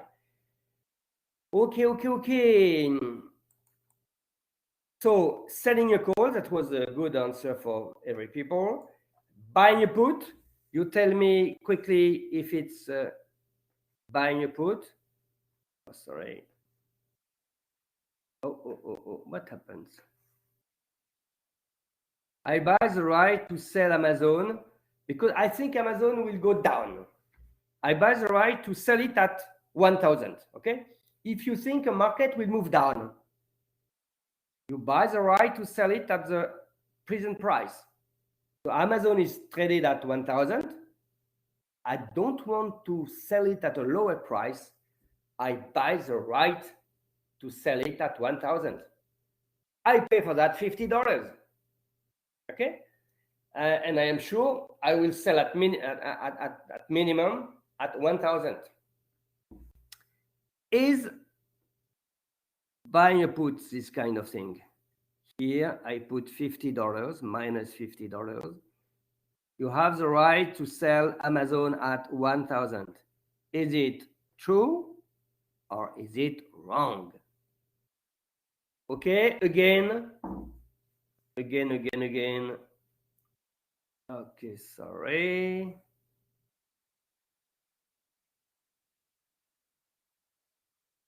Oh. Sorry.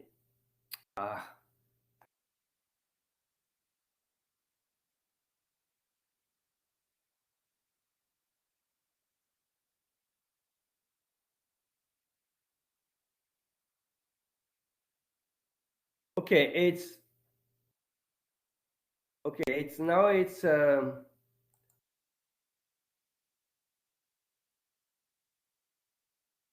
don't know.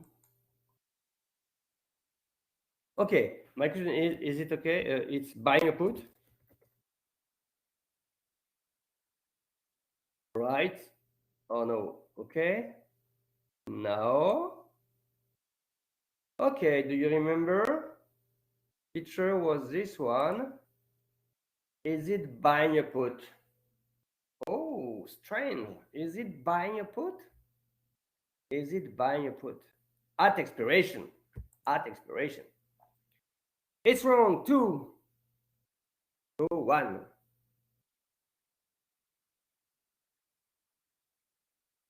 3, 2, 2.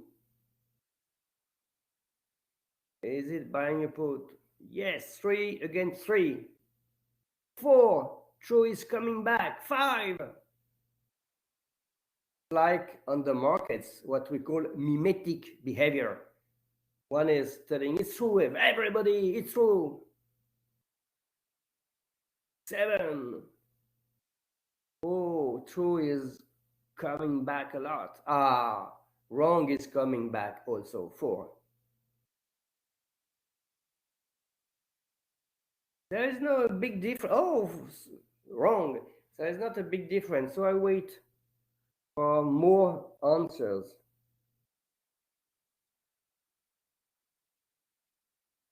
True is coming. True is leading. True is leading.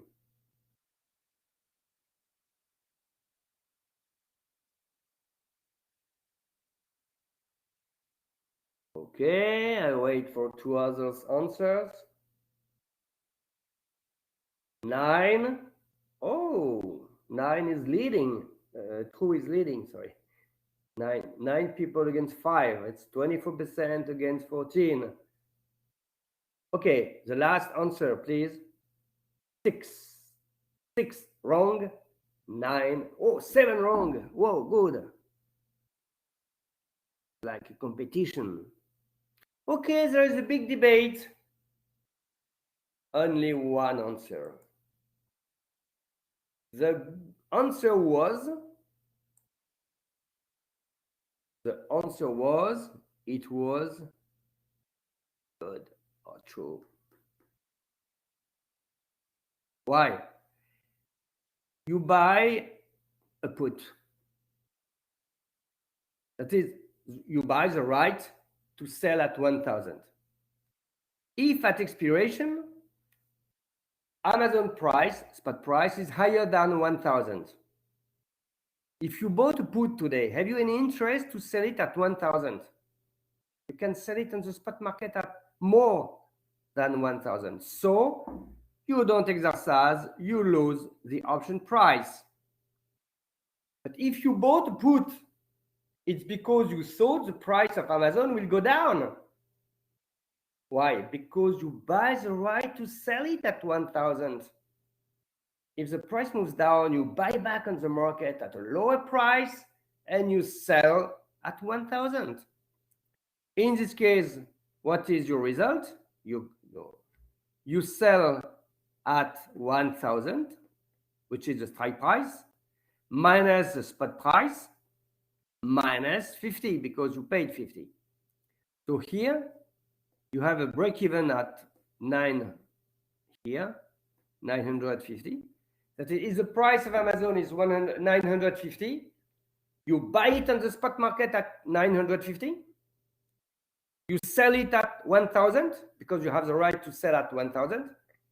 You have a gain, but you must deduce the option price minus 50. And your break even is 950. And here, if the spot is lower than 950, you have a gain. So traders expecting that the price will move down will buy put. People thinking the price will move up, they buy call. In fact, they buy, and who is the seller? Normally, the seller is a bank. The bank is seller of options and will hedge, and we will see after how the bank will hedge. But if you want to make speculation, if you think the underlying asset will move up, you buy calls. Will move down, you sell calls. Just selling put exactly the opposite. It's selling a put. Okay, selling a put. Okay, it's buying a put is that. So selling a put is that. That's sell a put. That buy a put. Okay? So maybe you have to train before October 13 to be very, very comfortable with profit and loss of options at expiration. That is that buying a call, selling a call, buying a put, selling a call. Hi, Not selling a Professor. yeah, I yeah. cannot see your drawing. Can you check? Ah, you cannot see? Yes, I see nothing. It's fixed. It's freeze. Do you see something like here? No. Oh, okay. Okay. Let me just do something, and after you tell me. You never saw what I did? You No, never saw when I make some description with my pen? no. Never? I don't see that. I just see No, your. but before, did you see before? I see before, but it's just freezing before you quote the question.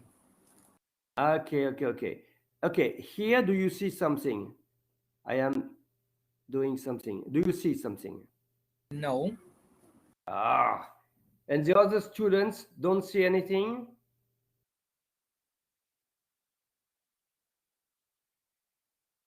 Okay, can you tell me quickly by message if you see something, students? Can you just tell me quickly if you let me maybe because I make it on that. Okay. No, normally you should. Okay, I just look at if me. No, sir, you cannot see. No, sir. Okay, you have to tell me quickly. It's loading, nothing appears. Oh, okay, let me just tell me now if you, because I changed something. Do you see a put here? Do you see?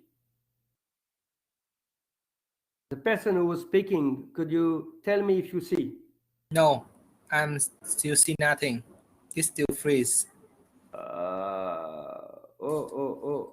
you Oh. stop sharing and sharing again?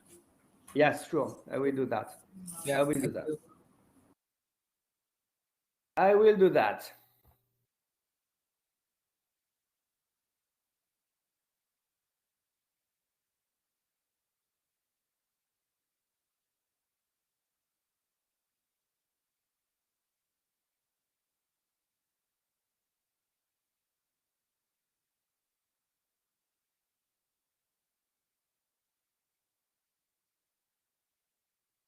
Do you see something now? Yeah. I can see. Okay, Yeah. I make a description. Yeah. I saw you erase. I think it's work now. Thanks. Oh, thank you for the idea to stop and put again. Thank you very much. Thank you very much. Okay, so here you see everything now. You tell me, you stop me, you say, okay, we don't see anything, okay? Okay? Okay, so what is that? It's what's that? Buying a call, selling a call, buying a put, or selling a put. It's better to tell me by speaking, not by send me a message. It's buying call. What is that? It's selling call. Someone told we have an unlimited risk of loss. Yes, if you don't buy back your option, you have an unlimited loss. What is that? It's again buy a call. Okay? What is that? Oops, sorry. What is that? It's buying a put. And what is that? Selling a put. Okay? So before ending the session, and before you go and you repeat, an option is a financial asset we can buy and sell. Yes. Did you stop sharing, Professor? Do you want that I stop sharing? Or did I stop sharing? Ah, yes. What happens? Oh.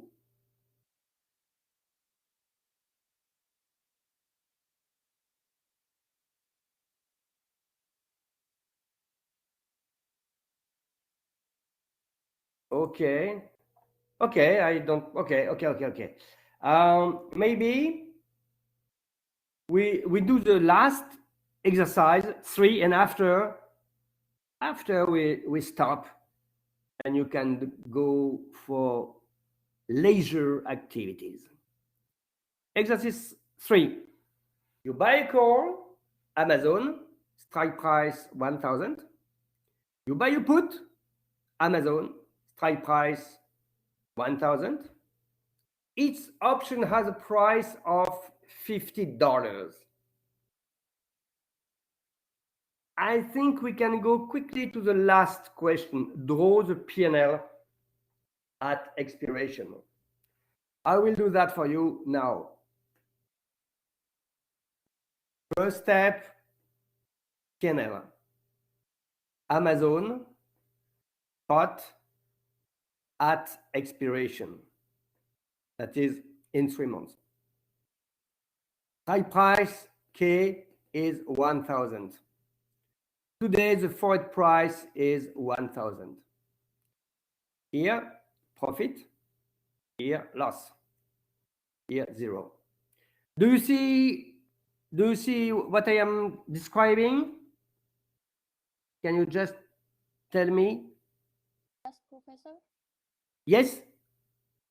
Yes, we can see. I did not hear. Yes or not? Hello? Yes, we can see it. Okay, fine. Okay, you buy a call. What does that mean? You pay 50. I pay 50 to the bank, and I have the right to buy from her, from the bank, Amazon in 3 months at 1,000. If the price is lower in 3 months, lower than 1,000, I will not buy at 1,000. I am not a stupid girl, stupid boy. My P&L is minus 50. Whoa, I lose money. I am very, very, very sad. But I just lose $50. If the spot price is higher, I buy at 1,000 because I have the right to buy, and I sell in the spot market at a higher price. And my P&L will be spot minus K, which is 1,000 minus 50. So I have that. And I have a break even at 1,050. Okay? And my slope is +1. But I buy a put. If I buy a put, I buy the right to sell. If at expiration, Amazon price is higher than 1,000, I will not exercise my put because I have the right to sell at 1,000 and the price is higher than. I have a loss of 50 here. So if Amazon at expiration is higher than 1,000, I don't exercise my option. I lose the option price and I am very sad. Okay? But if at expiration, Amazon is lower than 1,000, I sell to my bank at 1,000. I buy on the spot at a lower price and I sell at 1,000. And my result is K minus spot minus 50. As K is 1,000, your break even to get a 0 profit is 950. And you have something like that. The slope is -1. Slope -1. And now if you add the two P&L, buying a call, buying a put, you are like that.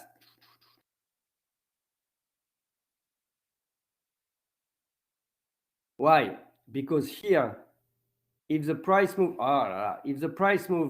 down, you have a gain on the put, but minus $50 loss on the call. So you are like that. Sorry, because it's okay. So tell me, send me by message please. The exposure you have if you buy a call and you buy a put on Amazon, what do you expect? I just would like one word, not two words, one word. If you buy a call and simultaneously you buy a put, you have this picture. What do you expect? What do you expect? I don't want to tell you the word, but I will look at my message. Okay, if you want to have the break even here is 1, okay? Because, okay, you paid for the call, you paid for the put, and here it's 900. What is the word you have to tell me before going to leisure activities? I look at my message, I hope.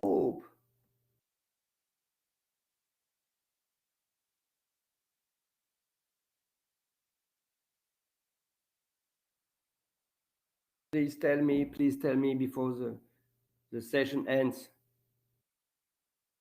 I show you again the picture. If you buy a call and you buy a put, you are like that. Okay? What is your exposure? What do you expect? When do you make money?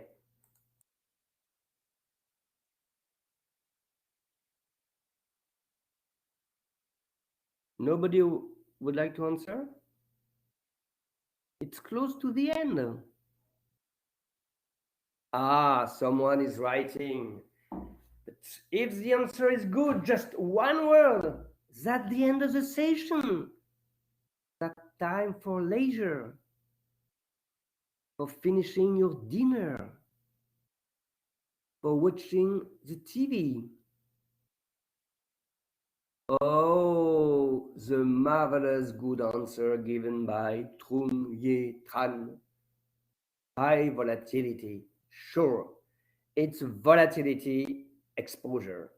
So if your expectation is, I don't know if Amazon will move up, I don't know if Amazon will go down, but I think Amazon will move a lot, either moving up, either moving down. I buy a call and I buy a put.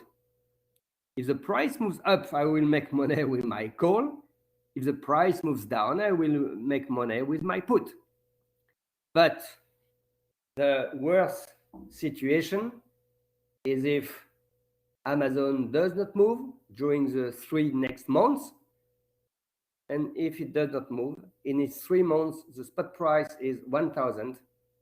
I have a loss, which is equal to the sum of $50 option call price plus $50 put price. I have a loss of $100. Okay? So it's a volatility exposure. So I think we have been working a lot today. Before going to leisure activities, again, finishing your dinner, maybe watching the TV, going to the movie, going to drink a glass with your friends after, please send me a message about what you appreciate during the session, which kind of the course. It's important for me. What do you want more for the last session? The topics you want, I work more, and you tell me what you want. And yesterday you were somewhere, some people asking me about information on the traders and the futures market. You can ask me what you want. Normally I answer. So I hope you sent me message, and I hope you a very, very nice evening. And see you not tomorrow, not Saturday, not Monday, but with my private plane in paid by CFVG on October 13. Ah, someone is writing. Okay, so you can leave, you send me message, we leave, and it was, I enjoy this lesson. Be what you want, okay? Bye-bye.